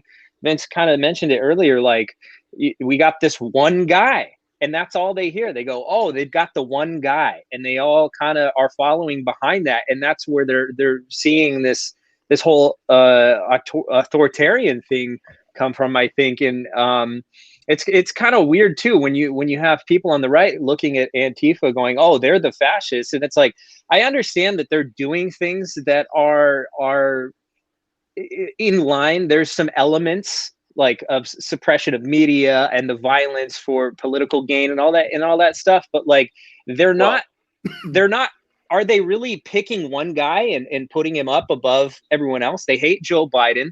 They hate, you know what I mean? They're not looking for that. They're looking for something else. They want something else. And on them, there is no consistent belief. There is no consistent. You could talk to any of these people and they all probably believe something different. But how do you combat that? And basically what we're saying is the thing that they keep pointing out. And I think we're far, far from 1776. Like, when you look at historically where this country was at 1719, every single president has moved us further toward totalitarianism, and now we're fighting over issues that are. It just seems we've gotten really far away from give me liberty or give me death, and that's, I think, the solution. Liberty or death, right? Yeah. Well, so the right likes to cancel each other far more than the left likes to cancel themselves. So, like, we like to go on about cancel culture, but the right cancels much more effectively than the left does. So if we want to actually define, what it is to be right wing, then we have to just cancel culture. I know that's cliche and everyone says that, but we don't really do it, right? We all just say it, but we don't really do it. The right gets canceled much more often than the left does. And that's why the left is such a powerhouse in politics. But yeah, go on. Oh, I was just adding it. It just goes back to the moral issue. I mean, if you want to throw that out the window and it's like, oh, well, we're not even the side of morality anymore, go for it. Fair game, cancel everyone you can. Yeah, and then the Caitlyn Jenner thing just got pushed. So it was pretty artificial. Like, I know Brad Parscale pushed it, Ryan McEnany's sister pushed it, but we are, 100% hashtag never Jenner. We're glad she got less than 1% of the vote. And I'm doing her a favor by using her pronouns. If I didn't want to get Drew banned, I wouldn't use her pronouns. Okay. He's looking out for you. I would say I think that conservatives do need to be a little bit careful when they say things like cancel culture entirely, because I think that it's also important to recognize that the inherently conservative position is to uphold a society that has standards and does have traditions. It is actually, I would argue, an inherently sort of liberal concept to say that, society will tolerate no matter who you are, whatever you do, like literally do whatever you want. You can be doing the worst things, and so long as it's not violating anyone's like direct physical safety, go ahead and do that. That is not really necessarily, I think, something that actually is philosophically conservative. I think conservatives inherently stand for the establishment of standards. The problem is that when it comes to something like cancel culture and modern day political correctness, the standards are not on the side of good. They're not the upholding of good. They're on the side of evil, right? So when we say cancel culture, I think we need to be clear that we're not saying never hold people accountable, never push back on bad things and bad ideas, because I think that's our actual duty in society. Rather, it is that people should not be canceled for doing things that are righteous, that are just, or be canceled for just stupid, frivolous things that don't really matter in the end, right? The problem is that we have basically evil people who are godless and are liberal and are leftist running the standards, and they are moving everything away from which is traditional and which is basically right and moral and correct towards something that is evil. And that's what we say when we are against cancel culture and against political correctness. We're not against standards, right? We're not against traditions. We're actually trying to basically return to those, hence why we're against left-wing cancel culture that wants to cancel those traditions. How do you guys think Poland is doing? Well, I don't hear much from Poland, so yes, well. Yeah. So like there, I saw this video. This dude, I think he's some sort of television commentator, but he loves to talk about how Poland has 0 immigrants. He loves that. He loves to say we're not bringing any of these people in here. We want to preserve our culture. We want to preserve our faiths in this country. We're not inviting anyone in here. How many Poles, he literally said, how many Poles have gone into other countries and blown themselves up? 0. And you know, I just think there's some stuff about what Poland is doing that is kind of something to look up to. Although they are homogenous, right? They're all sort of unified in the fact that they're all Polish. And I think here in the US, it doesn't necessarily work. We have to be unified around this ideology of what it means to be American. And the issue is, again, going back to the education where the left has taken it over and really subverted what it means to be an American, and people don't really know anymore. And we fundamentally disagree on what it means to be American. And that's a big issue as well. And so I mentioned Poland because it doesn't seem like they're caving to the EU. They're not caving to immigration. They're not caving to a whole lot of things when they talk about preserving a ton of stuff. And that's another thing too, is like, a lot of people don't realize like it is happening in small examples that I've heard, like, you're not going to be able to bank anymore because that's how deep this runs. The financial industry is on the same team as everyone that true Americans are fighting against. And I've thrown it out there to some of my friends, like, hey, let's start a bank because we're gonna have problems in the future. Yeah, I mean, we're already seeing a lot of that stuff happening in Europe, actually. For any like right-wing activists or anything in Europe, many of those people, they have to do basically cash only. They can't have bank accounts. They can't use credit cards, etc. So that's definitely on the way, no doubt about that. I'm not sure if I'm definitely 100% behind a sort of isolationist immigration policy. No. Maybe most. Hey, yo, I'm going to use the restroom, guys. Yeah. Just carry on the conversation, right? Leave the mic on. Leave the mic on. Leave the mic on. What the? Leave the mic on.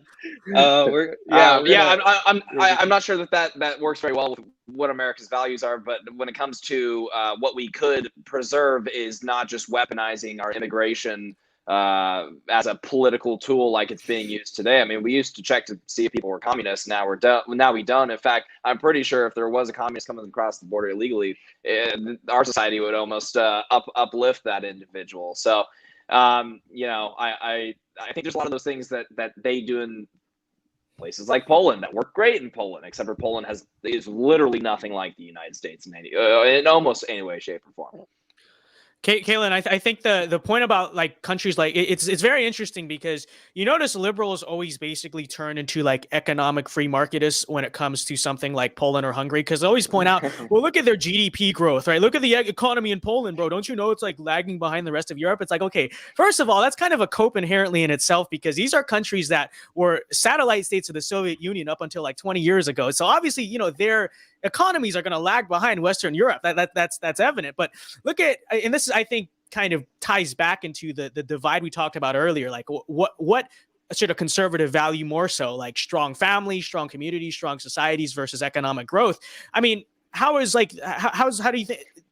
you think the suicide rate is in a place like Poland versus the United States? How much easier it is and encourages it to actually start a family, and how much does the culture feel so more that it's more welcoming to that type of society, that type of lifestyle? I think it's the case that sure, Eastern Europe, our TVs are probably cheaper. But I think overall, the general happiness of the people and the ability of the people to kind of live fulfilling lives, more so in a country like Poland than us, where we're basically slaves to constant consumerism and, economic market capital and all that stuff.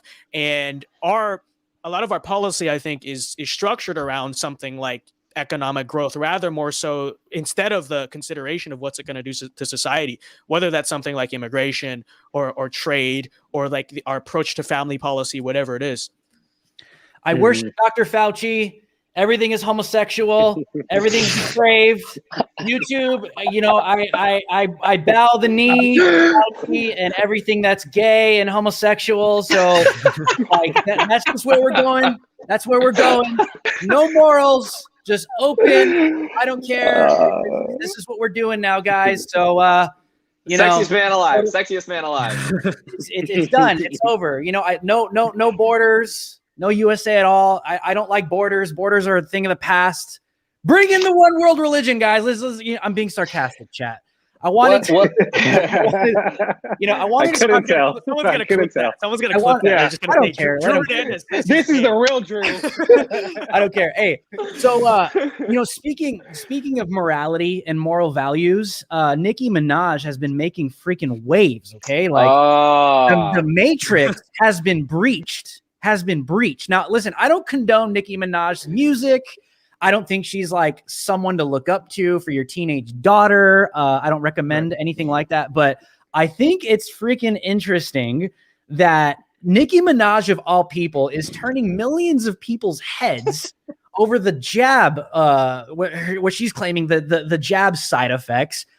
She's doxing journalists, bro. Like on her Instagram, she's posting their pictures. She's posting their phone numbers publicly. Like, listen, she's got what, 157 the last time I checked, 157 million followers on Instagram, nearly 23 on freaking Twitter. Her stories, Kaylin and I were talking about this the other night. Her stories have to at least be like 20 mil views, right? And she's calling out BLM supporters. I'm like, where did this, like, listen, it doesn't make me support her. I support her right to free speech, but it's just crazy. Like, it's crazy. Like, I feel like I'm in the multiverse. I feel like I'm stuck in some alternate timeline. I never thought I'd wake up one day and see Nicki Minaj calling out Black Lives Matter supporters and like millions of people, it's just crazy. Like the other day I was saying on the show, it's like millions of people are seeing this stuff and they're just like, like, they're just like, the heads are turning. Like the NPCs are like, they don't have the software, Vince. They don't have the software to comprehend what the hell is going on here. Like, it's not downloaded. There's nothing inside of them for them to see this and comprehend what the hell is going on. I don't know if I have the software to comprehend it. I still don't know what to make of this entire situation. Because, at first, I was like, oh, here we go again. Because, some celebrity will say something remotely rational and every conservative will hop on it and be like, this is the greatest person of all time. Yeah. And then we're going to look, this is what I was thinking was going to happen. We're going to look really stupid like 3-4 days later because that celebrity is going to cave and apologize. And we're going to have all prop them up. We're going to be like, oh, what happened? Like, I've seen that happen so many times where I've just been like, at first I was like, okay, here we go again, and they're going to do it again. But I was shocked because I was expecting Nicki to just say, oh, I'm sorry, take the vaccine. And instead she like doubles down on this. She goes and starts like doxing journalists and stuff like this. And I'm like, okay, you know what? Maybe there's a little something more there. And I will say, like, obviously Nicki Minaj is not on our side. She's not one of us. But I do have to say, I have much more respect for her than I think these other celebrities we've praised in the past, because whatever, if it's like Ricky Gervais or whatever, making this speech basically attacking wokeness, that's much easier to do in Hollywood than actively ask any question about the vaccine. I mean, reportedly, this is something that the White House got involved with. Like, I've heard, and I don't know, but I've heard from some sources that the White House is actually getting involved, basically getting Nicki Minaj to stop saying this. Like, it's a big thing that she actually took a stand for in her circles. So I do have to say, some degree of respect. Like the whole situation is growing on me a little bit more now. Like, I'm actually willing to kind of say, it's as interesting. I'll give her credit, I think. I mean, talk about having weight to throw around, and like Drew put it the other day. I saw Drew, posting about this, and I could tell it was tickling him because it is funny. And the way Drew put it was a glitch in the matrix, and it's so true because you have someone that's a part of the machine, basically going against the grain just for a brief moment, and experiencing kind of in a way, kind of waking up to, oh, wow, this is the machine. This is kind of effed up. This is kind of messed up. And you know what what happens to those hundreds of millions of people that follow her, those millions of people that are watching their story? There is a percentage of people that are noticing that kind of glitch in the matrix, that, someone in the machine going against the machine and seeing the backlash. And I will say, I'll have a tiny little, champagne glass and celebrate for that one, because that does wake people up. It really does. Little things like that So I was just grateful for that. I saw that, and that was really my only takeaway of the situation. But it's pretty awesome. Yeah, it does wake people up. And there was a small group of Nicki Minaj stans supporters who went out and protested in front of CDC in Atlanta, Georgia. They had like their little raps going on. It was pretty awesome, and they had the attention on them. That was cool. And then also, I mean, this just goes to show. So Twitter actually locked out Nicki Minaj. Now, whether that's true or not, it still goes to show that, you know, the regime is making it clear that you cannot speak out against the vaccine at all, the efficacy of the vaccine at all. And we just saw the whole media and Twitter and everyone just go against this one person who made a couple of comments about the efficacy of the vaccine. So I just wanted to point that out. Yeah. I thought it was interesting because I tweeted out, I said, Nicki isn't the only one in the club, and we know what the club is. We know kind of who's in it loosely.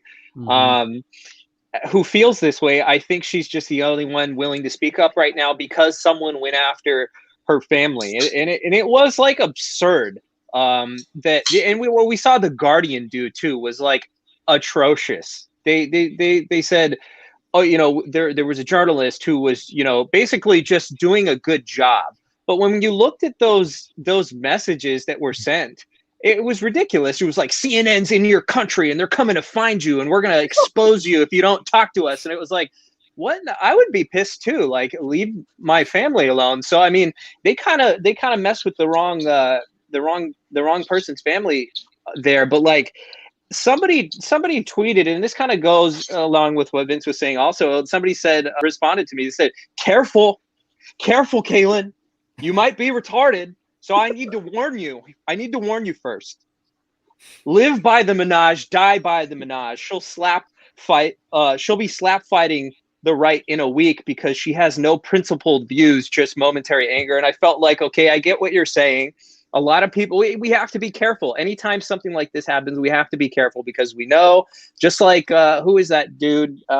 John Cena, right? He came out and he made his little apology in Chinese and all that stuff. And Mandarin, but that's a separate issue in itself. But like the thing was that if he were paying attention, all Nicki was saying was that it's okay to ask questions. That's a principled view in itself, and I agree with it. Do I agree with everything that she does or says or the music that she puts out? No, if you can call it that. But you know. Yeah, I don't know. That's all you have to do in today's society to be like considered right wing or something, or be praised by the right. Oh my god! She said it's okay to ask questions. So based. Like, I wanted to get I wanted to get you guys' reaction on this because I thought it was hilarious. Can you guys see this? Yeah. Okay. So Nicki retweeted Tucker's support of her, right? And she put the bullseye, like, you know, because she liked what he said and she agreed with it. But the responses were hilarious because he was basically just defending her right to say what she wants to say, commending her for speaking her mind with such a massive platform. Pretty sure you guys all saw the clip. But the responses were just hilarious. Can you guys see this, or is it too small? One of the responses was someone with a verified checked account. You know he's a white nationalist, right? And then another person was like, BB, Fox News? Why are you encouraging Fox News? And another person's like, oh, Nicki, you think Fox News on the right side of this? I used to respect your talent and hustle, but peddling jab misinformation, just asking questions, it's something I can't forgive. Take the L, sis, and move on. Nicki, this is exploitation. You're better than this. Not you posting Fox News. No. Wait, here's another one. Tucker Carlson, you are now agreeing with a receiving vindication through Tucker Carlson. If ever there was an indication that you've gone off the rails, ... Not Tucker. Dude, okay. They call it the liberal to alt-right pipeline. That's what they call it. They're so ridiculous. Bro, here's the funny part. When I saw this, I was like, bro, he's supporting her. He's commending her. Why would a white supremacist do that? Like the NPCs wired so wrongly, and obviously through the CRT indoctrination, they believe that some minorities are actually brainwashed to uphold the hegemony, the white supremacist, right? But come on, dude. Like, really? Like, it's just like these people have been trained. They're like trained conspiracy theorists. They're trained to take it that far. It just blows my. I don't know. I just thought it was hilarious when I saw this. Nobody ever calls out. Nobody ever. What was that term? Blue anon, right? Blue anon. That was like the term for the left wing conspiracy theorists, which they are, because everything they believe is completely conspiracy. You ask them to actually point to something, and like a law, for example, and they can't find one. They go, well, there used to be. Exactly, there used to be. There isn't anymore. I think we stopped making progress in this country a long time ago, and we've gone the opposite direction in terms of like equality and social justice. We're claiming that, or people are claiming that you have to oppress one group in order to liberate another, which isn't liberation at all. It's absolute oppression. Yeah, well, we just seen recently that Larry Elder was the black face of white supremacy. I was gonna That just goes to show how much progress we have gone, right? How much progress they are pushing when you have a black man who is the black face of white supremacy. I mean, that's the final, you know, that's the final barrier, right, to cross. So. It's really deep, because what they're saying is that the values that we hold in this country are the basis for white supremacy, and that these values need to be removed. You know what I'm saying? So it's like, so what are they trying to implement instead? What is it exactly that they would rather be in place of that? If you know what I'm saying, like I saw a meme. It was you know the memes of the Chad. There's always like a Chad guy who has some pretty based view, and then there's like the angry crying face, ugly liberal. You know what I'm saying? Yeah. What's it called? The soy Chad. Yeah. Soy Chad. So that was Giga Chad. Yeah. Well, so Giga Chad and soy Chad. My favorite is the "Govern Me Harder" meme. That one's my favorite. Is it the bell curve meme? The "Govern Me Harder" with all like the syringes like in the face. Maybe I'm looking at weird memes. Sorry, maybe I shouldn't have said that. Continue. I'll get back to the meme. I know what you're talking about, Drew. You got it? Who had the meme? What meme? No. I'm gonna look for it. Because I'm part of this group. Yeah, but I mean, that just like, look at their chants, right? Look at the leftist chants. Burn it all down, burn it down to the ground. No border, no wall, no USA at all. So that's their end goal. That's what they want to replace this white supremacy with. Their version of the world, which is a burned down country, and they did exactly that last summer. Mm-hmm. I want a T-shirt that says that "Govern Me Hard, Daddy." Just wear it every day. Isn't that like some slightly offensive merch? I don't know. Did Elijah make that? No, I don't think so. Oh, I thought maybe it was. That'd be really. Okay, well, while Kaylin is finding that, I want to do some super chats and interact with the chat, because the chat has been lit. There's been a lot of trolls in this thing. I've been watching this all night, and we got the Antifa trolls coming up. Yeah, we got. Do we have some? We got some love from Noah Boyd. Probably. Shout out to Noah Boyd. Oh, shout out Noah Boyd. That's one of my viewers. Let's go. He said Vince Dow nationalism. He said Vince Dow nationalism. The sun will never set. The sun will never set on Vince Dow nationalism. It's true. We got a super sticker from what was it? CAD Stance, the super sticker in support for us. Jeffrey Pfaff with a $5 super chat. Jeffrey says, Drew, I'm part of the Freedom Rally in New York City protesting vax passports and mandates, and former BLM has made up a large swath of the activists. nystandup.org. Whoa. That's very interesting. That's what we were talking about, huh? Well, obviously. Yeah. We'll come back to that. We have another super chat from Cold Haterade. And by the way, if you guys want to drop some super chats, questions for any of the guys, just drop one right now or write it in the chat, and we'll get some questions to some of the guys. Cold Haterade says rhinos will always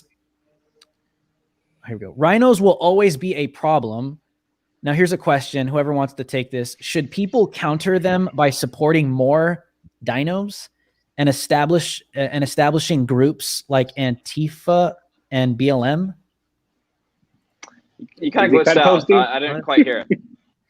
I guess what they're asking is rhinos will always be a problem. Should people counter them by supporting more dinos? I'm understanding. And establishing Democrat in name only. Yeah, and establishing groups like Antifa Inos and BLM Inos. I don't know. It's like a weird question.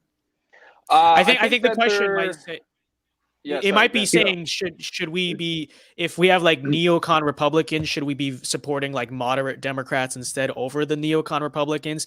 My answer is really no, because if anything, if you're going to kind of have a protest vote, you need to be pushing to the right. You need to be making a statement saying we're trying to move the Overton window right, not left. And so I wouldn't say support like Joe Manchin over, I don't know, Brian Kemp or something. I'd say find a candidate, even if they're like a no name that's like further to the right, if that's where you're trying to move the Overton window. Use your vote in that direction. Don't move left to own the right, because ultimately, what's the end result? You're moving left. Yeah, unfortunately, that's a cell phone. Yeah. What do you think about that, James? I totally agree with Vince. I don't think. I mean, I that's been brought up a lot. People are asking who to really vote for. I think that the base, if you are conservative or if you are on the right, just in general, I think that the base definitely needs to rally behind people that are taking a care of Americans first. And there's, that kind of goes back to my point of talking about Donald Trump running in 2024, allowing more time for those sort of America First MAGA candidates to start running. Those people that are actually taking care of implementing protecting your Second Amendment rights, protecting your right to free speech, protecting it's Ron DeSantis candidates that we're looking for all across the United States. So if there's some rhino that's running and there's someone else that's a MAGA candidate, support the MAGA candidate. And I think one thing on the right that we have trouble with is the left. For some reason, I mean, they'll support some absolute psycho leftists. Even if it's, even if they're full on equality of outcome, full on commie, but the right, we're very, very picky. And I think this goes back to our morals. We're very, very picky with who we vote for. I'll pick a slightly crazy MAGA candidate all day over a rhino. And I think the rest of Americans should as well. Yeah. We have another super chat from Christy Irwin, $5 super chat. Great panel, fire emoji, raise hands emoji. Shout out to you, Christy. Thank you guys for the love. The guys love you. This chat loves you guys, dude. My little channel, dude. I'm a little deboosted out of my mind over here, but they like you guys. I think it's going well. We have another. We have a special guest that's going to join in about a couple minutes. So guys, don't leave. This is kind of like in the tail end. I just wanted to get him in here real quick. We have another super chat from Jeffrey. Was it Faf? Oh, the same person. Why would celebs speak up if we don't give them love? What do you guys think of that? Do you think, okay, here's the part. Cause I know in Hollywood, it's not a secret that people are Trump supporters. Right. And here's why, because like more than half of Hollywood loved Trump before he got into politics. So, sometimes you'll hear people say like, oh, people love Trump in Hollywood and in the music industry, but they're just so afraid to come out, as if it's like some like secret. It's like, but that's how it's always been, bro. Like people have loved Trump forever. So it's like, what do you guys think? Do you think there needs to be more love to celebs to let them know, like from our base, like, hey, come out of the closet? I think it's another one. I think it's another one of those things where it's similar with tech. It's similar with academia. We have conservative teachers. I'm sure many of them follow you guys that are afraid to speak out. Actors and actresses that are afraid to speak out. People in tech that I know personally that are afraid to speak out. Why is that? It's not because they don't really have a backbone or something like that, but it's more because it's almost a self-sacrifice. If you do so, you are outnumbered 9 to like literally 50 to 1, and you're going to get your career completely destroyed. It's everything you moved for. I think really the message needs to be more people need to get into these fields in order for people to actually, like actors and actresses, to have backup if they do so choose to speak out. Now, I know there's a decent amount, but they're still outnumbered, must be 50 to 1. So for a smaller actor or actress, you're looking at self-sabotage. Sorry. No, I agree. Can I say, James? I agree with that, and I think that one of the problems we have as conservatives is like we almost think to an extent too practically, right? Like, what is the conservative approach usually? It's like, okay, first of all, nowadays we're saying like, don't go to college, go to trade school, preferably. If you're going to go to college, pick something practical like engineering, medicine, whatever it is. And but here's the issue is that I think sure, that might work out better for you personally, but if we want to be serious about retaking society and control of institution, control of narratives, and ultimately control of politics, we have to actually be willing to kind of create art and create kind of an elite class of our own. Like, we have to actually be in these positions of power that like influence things. And what often does that grow out of? Like, whether it's majoring in liberal arts, which is something that we kind of mock a lot of times, but we actually need conservatives to go be liberal arts majors and go become the professors and 100%. The people in the universities that are actually writing this stuff. And the same thing when it comes to acting. Like, I remember when I was younger, I used to actually kind of look down on arts people and be like, oh, look, you guys are stupid. Look at you guys, making no money, this and that. But like, if we really want to be serious, like and this is something I've kind of come around to, we really want to be serious. We need to be encouraging conservatives in the arts. And I think that the arts actually are a field that inherently should belong to conservatives. I think the reason why things like modern architecture, modern music, modern culture in general is so just like backwards and feels so dumb is because we've handed it over to a bunch of godless freaks, who have no capacity to understand beauty or to understand art, and we're letting them run the show. It's something that we should run. You look at Renaissance architecture, you look at the great things that Western civilization has built, understand like that's what we could be. That's a society we could be if we reclaim the arts and reclaim a lot of these things for ourselves. So, and to quote yourself, so true. And that's so true. That's across the board. I mean, that's across the board when it comes to academia. And Kayla mentioned this. I talk about this all the time. Guys, it's because it's a super important message. Go real quick. We have a very your favorite black gay lesbian has entered the chat. Let's go.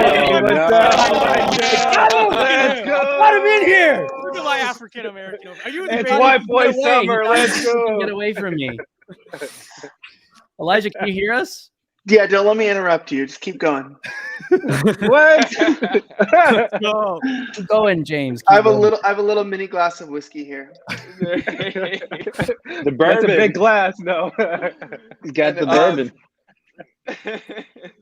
Well, I was pretty much done with what I was saying, but I'll just repeat it. I mean, what Vince said is so important. I think that conversation is kind of complicated because I do think there are different types of personality types that tend to lean more right and lean more left. And I think there is some natural decisions made that we make in our lives where our personality type is driven towards a certain thing. However, instead of mocking, like Vince said, the arts, all of that stuff, these things, the right has mocked for so long, and the truth is Hollywood is such a powerful tool. And turning on cartoons nowadays, they're indoctrinating your children. You turn on Netflix and it has to do with, this police, they just ruined one of my favorite shows. It's a crappy show. It's called Lucifer, but I really like that show. It's my grandma likes that show.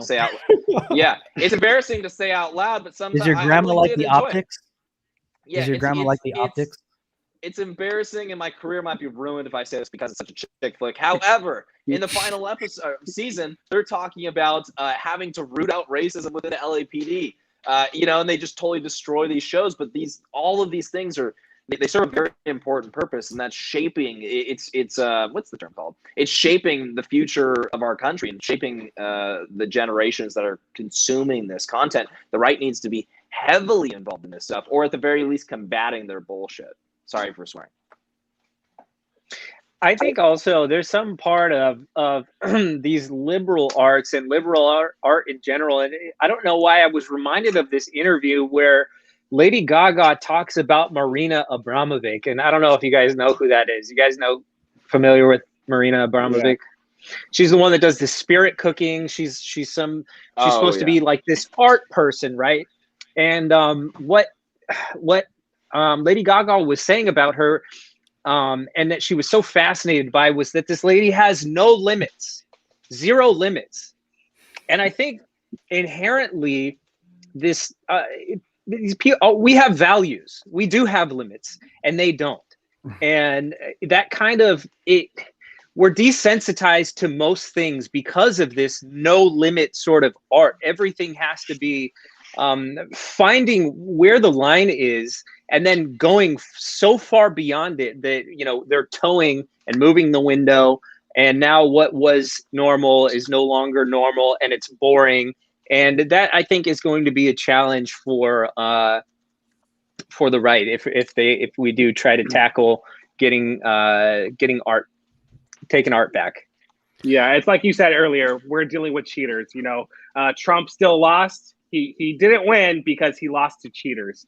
And how do we fight cheaters? Well, we're too moral for that. So, yeah.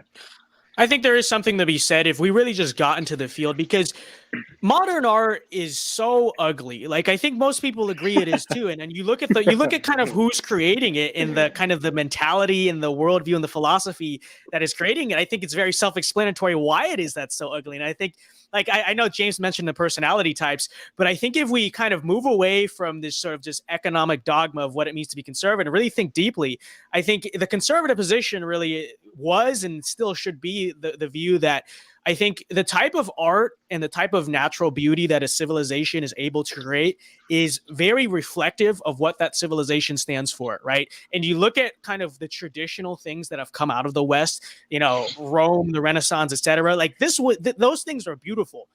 Look at who basically built that. Look at who was in charge of that. Versus look at the things that a bunch of atheist liberals are building now. You can see the lack of beauty. You can kind of just see the lack of kind of sense of any objective truth or standards in any of that. And so, you know, I think if we just got into the field, we just start creating things and putting it out there, you can see the real difference between the art we prefer inherently as kind of traditionalists and, you know, this new stuff where it's like you scribble on a board and that's art like $20,000, you know. We have I want to hear from Elijah. On. Elijah, how do we win the culture war? How do we fend off the pedophiles and, you know, the sexually hyper individuals that want to sit, you know, their children on their laps? You know, how do we do this? History would tell us that a purge happens by mass public executions. I would never say anything like that personally because that would be historically inaccurate and also prove the point. That's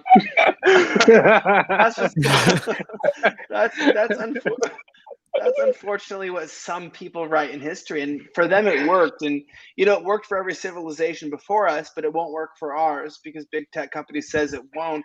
So it's interesting though. I mean, for pretty much every civilization that could exist, this kind of method has been consistent. But obviously, you know, because we live in 2021, these methods suddenly don't work for us because I don't know, Back to the Future 6 reversed or something. I don't know. But you know, that aside, and not talking about the lack of reality of things that could pertain to completely removing these people from the conversation themselves, they've taken over institutions and have decided to remove us from places with censorship. The DCCC talking about as well, pushing harder to deplatform us. There's not a lot we're going to be able to do to take our country back, because our country doesn't exist. I think a lot of you guys here agree with me on that. It doesn't exist, and we're living in a subculture. We are the enemy to the main authoritative branch, and they view us as such, and we operate as such, right? Like every one of us here like walks on eggshells half the time, just hoping we don't get deleted because we know we're in the losing class. And, you know, gratefully speaking, a lot of people around us are waking up and realizing that we're going to have to plant some flowers soon. I don't know how else to say it. The roses are going to have to grow. End of story. Sorry, my bad. Cheers. Here's a little mini glass of bourbon because everything I said was an anecdote. Yeah. Well, that is true. And so, look, we saw, you know, during January 6th, we saw the ramifications of that. So we had MAGA moms getting persecuted. We had, to this day, the FBI still has pinned the tweet of, hey, we're still looking for these individuals. Yet the summer before that, we had nightly riots. In Portland, there was 100 days where they went and firebombed the federal courthouse, assaulted federal officers. And we saw absolutely, like, a fraction of persecution and people going to jail, for doing those acts. So I think the right, it's an uphill battle, right? So even recently, the Justice for J6 rally, nothing but feds, right? A big honeypot. It's going to be very hard for us to, gain and have on the ground grassroots movement. It's an uphill battle, but we have to just stay true and really just be consistent, because we're dealing with feds, we're dealing with pedophiles, we're dealing with a lot of nasty people. We're dealing with the pedophiles. Yeah, dude. Yeah, everyone. It's the pedophiles, man. Yeah. So we're dealing with Satanists. I want to watch that if the Satanists go on Elijah Schaefer's show, I want to watch that. That would be pretty interesting. They're not going to. They won't. They're a bunch of pussies, and here's why. They won't accept a public offer. Like, the devil always does this. He wants you to play on his turf, his terms. And the Church of Satan wants me to type in their website and fill out a contact form, which would mean that I legitimately obeyed the Church of Satan and did something they asked on their turf. I'm not doing it. Yeah, they couldn't handle being in the same space as you. It's too holy. No, it's not. I'm actually a piece of shit, but also, but I also know the Church of Satan is run by very weak men, which shows you exactly what the devil's about. Watch. There's no Chad-looking dudes working the Church of Satan, period. So, like, I was talking with Sydney, is like, yeah, you might not want Chad dudes, and you might think the Church of Satan is like a bunch of like losers. That should show you something. You're never gonna meet someone who's like, yo, bro, want to lift with me? And it's like, yeah, man, cool. And he's like, I'm going to the devil's church after. And living for myself. You're never meeting a buff dude who wants to worship the devil. That bro is like trying to get poo and try and talk, but not like Poo-Tang, and try and talk to God. He's like, but he's gonna go to God first, then get married, because he's gonna do it righteously.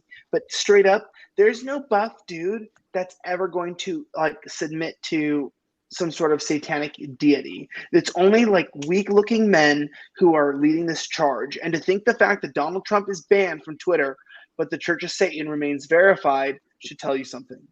Yeah, Church of Satan, ISIS is on Twitter, right? A lot of people are on Twitter, just not Taliban. Not Donald Trump. Taliban's on Twitter. All right, real quick, guys, let me get a couple super chats in. From Stevie Capone, we salute you. Stevie says, love the topics of discussion and different yet similar point of views and opinions. By the way, Drew, I sent you a message on IG about my YouTube channel. I will check that out, Stevie. Rachel with the $5 super chat. Rachel says, sorry, I just went the wrong way. Rachel says, all right, guys, I'm going to ask this to Tomas. I'm going to address this to Tomas. All right, guys, important question here. Marvel or DC? Marvel. Oh, Marvel, 100%. Yeah. Well, DC, it's a little bit too gritty, but Marvel, they have been just consistently killing it, logical storylines. And DC, nah, they need to get it together.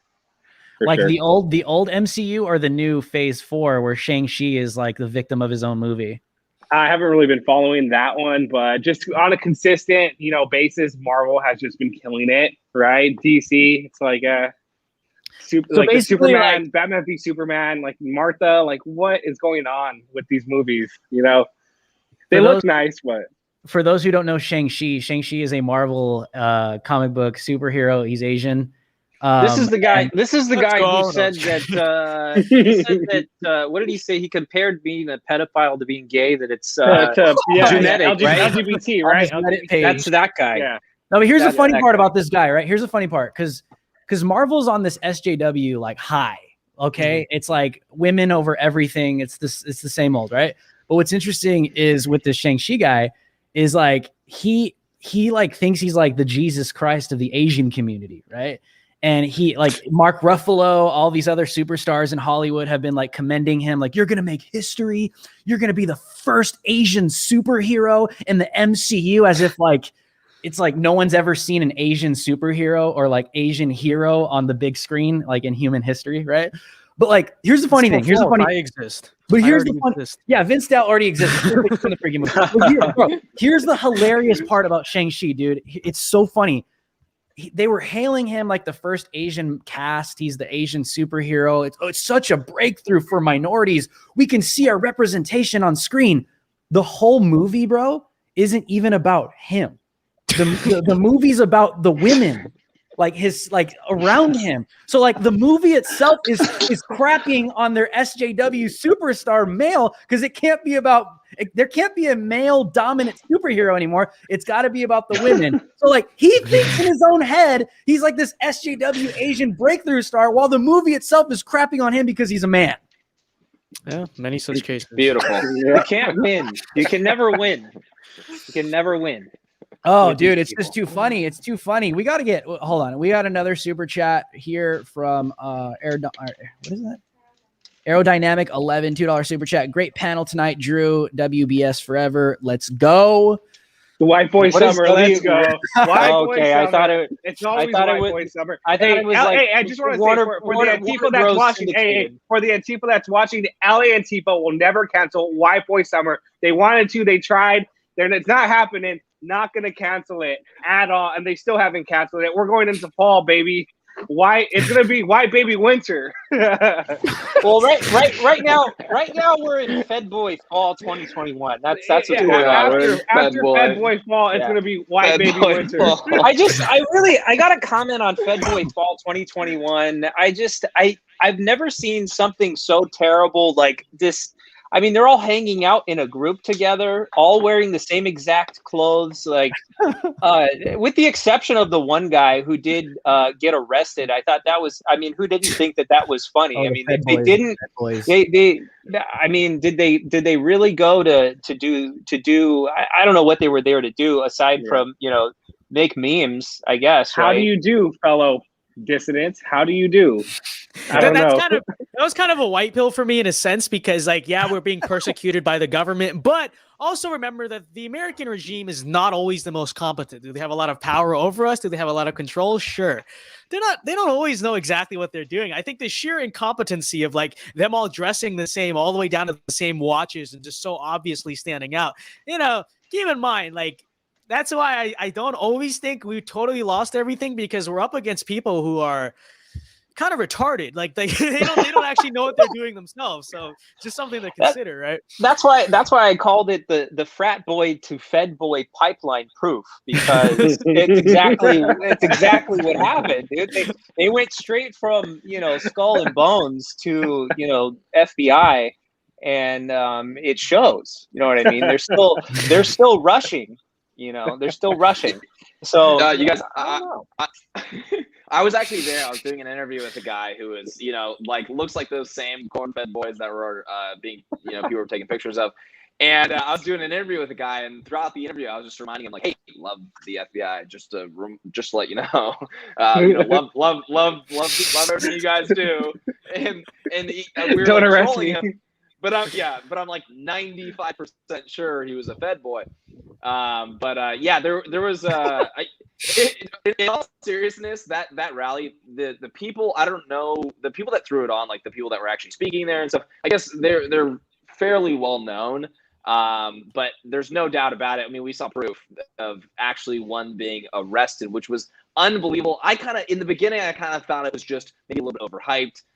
Maybe people are just cracking jokes and taking pictures of these poor suckers and calling them feds. I mean, Donald Trump Jr. was posting. I was like, oh, that's it'd be a bummer if they try not to be. But then they're being they all kind of dress the same. Someone was leaving a comment I saw somewhere that said if their laces are tight, they're building a case or something like that. It rhymed and it was funny. But they're all wearing somewhat running shoes. They're ready to go. They look put together. You're like, come on. One got arrested. You can see his badge being exposed. It's just it was a disaster. I think a lot of them probably looked at that and said, wow, yeah, we got called out for that. But most how did you not see that though? But how did you not see that? Because people even asked me why I wasn't going, and I just said I'm not going to go straight up because. Last time I was in DC, I ended up talking to some agents, and it's been a disaster. But also, I knew this was going to be a serious stop. I mean, they put up fences ahead of time, man. There was almost, I'll just say at least tens of thousands, if not hundreds of thousands of people on J6. They didn't have any major fences up. This was set up from the beginning to fail. And I knew that 100% because I almost went and I looked up and I went to the Facebook groups. There was like 480 people who said they were going to go. Like 480 people. That's so little. It's so insane. And then with looking at these people, dude, imagine how many feds were at J6. Just imagine that. This was like under 780 people, and the press was heavy, and there was that many obvious feds. The bro who got arrested, who was not proven to be a fed, but was definitely law enforcement, either off duty or on duty, but because they won't release his name, it appears he was on duty from another agency. The fact they arrested one of their own, and this is at a small time thing, it makes you wonder how many people were there at J6. And because the guy was dressed in all black, shows you what they think protesters are. And it opens up so many questions for me, particularly about the Fed's involvement overall. I don't know if I'm the only one, but this reignites a lot of conspiracies I have.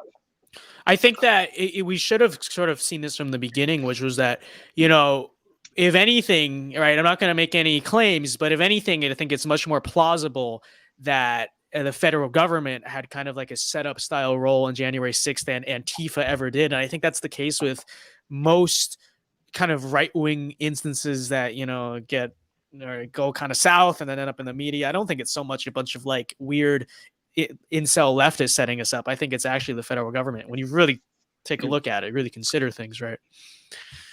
I'll say, I thought it was interesting. The first thing that I ever saw about it was on Twitter. There was no organic like discussion happening, right? There was no like, hey, did you hear about that? Normally when stuff like this happens that's real, I'm getting flyers from James and Drew and Elijah and everybody, right? Tomas, like, hey, are you going to this? Did you see it? This is going to be huge. A lot of it. And there was none of that. What I saw was two women on Twitter, pundits, popular people with shows, talking about how weird it was that this thing was happening and that, you know, the only people who were talking about it were CNN. And I was like, I don't even know what they're talking about it, but this is very suspicious. Why does CNN know about it and not me? You know, so I'm glad I wasn't there. Glad James was there instead. Dude, hey,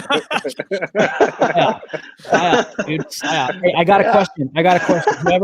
Whoever wants to take a swing at this one, just go for it. All right. We have a super chat, $5 super chat from Cold Haterade. We salute you. Says, if you knew someone who died in Afghanistan and you had the opportunity to confront Joe Biden, what would you say to him or do? Anything. That's a heavy one.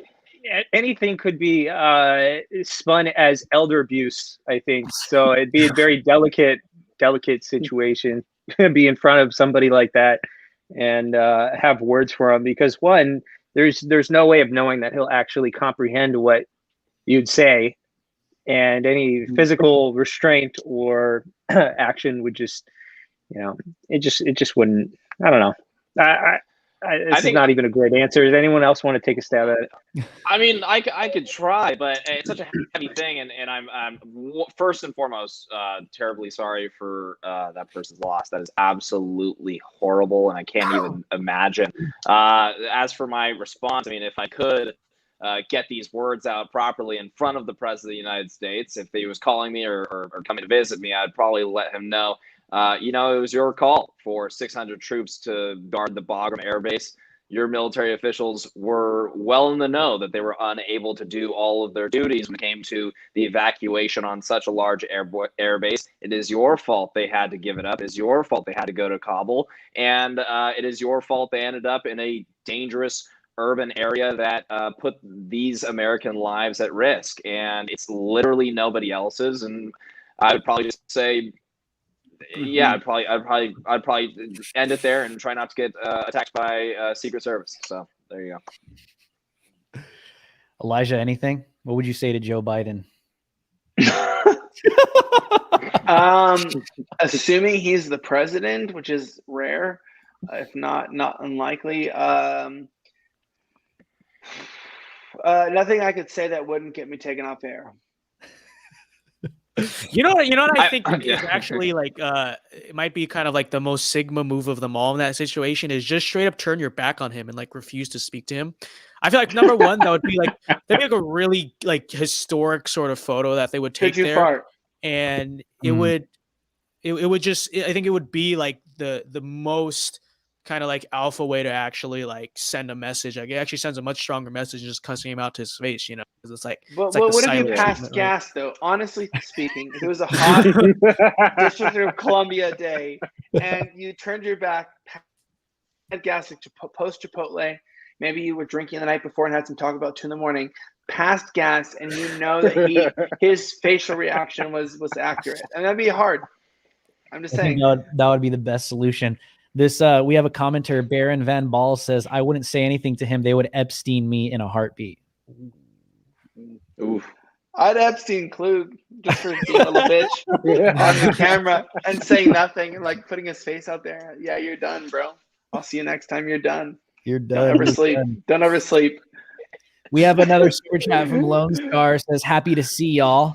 I don't watch much YouTube anymore, but got the notice and got over here. Would rather see you on Odyssey, but just glad to see y'all. I haven't done that yet. Elijah's been telling me to do it for like months, but I'm just a lazy person. Odyssey is very profitable too for creators. You know, you can make a couple $1,000 a month, even off of low views and a few thousand subscribers. They're pretty good payout. True story. Well, there you go. There's the plug. There's the plug. We have another super chat from Jeffrey Pfaff again. More on the right need to embrace being the counterculture. And that's how the left won favor in the 60s. Remember, teens in school rebel against authority. What do you think about that, Vince? Absolutely agree. Yeah. But I I think love also, I think also we have to consider that there were two parts to the 1960s and that sort of movement, right? While there was this public counterculture going on for public support, there was also a much more subtle, but a very deliberate, a very planned out and coordinated infiltration of elite institutions. Don't forget that part of it also, right? We have to be the council, we have to kind of be involved in the culture. Also consider the fact that the way they took power was not just through that. It was also through cultural Marxism, right? It was through this march through our institutions. Keep in mind, I think conservatives have to do that too. And so that's why I bring up something like we actually need conservatives to go major in liberal arts and be humanities professors, because it's out of those universities. The students were doing one thing, and that's what you saw on camera. Behind the scenes, the professors were the ones who were like really writing the script on this stuff. And so we have to be able to do the same. Absolutely. Anybody else before we come to Vince Dow, I just want to say you're a very smart individual. How old are you again? I'm 18. Like 18. Wow, look at that. Hey, So hey, look, bravo. okay. Bravo.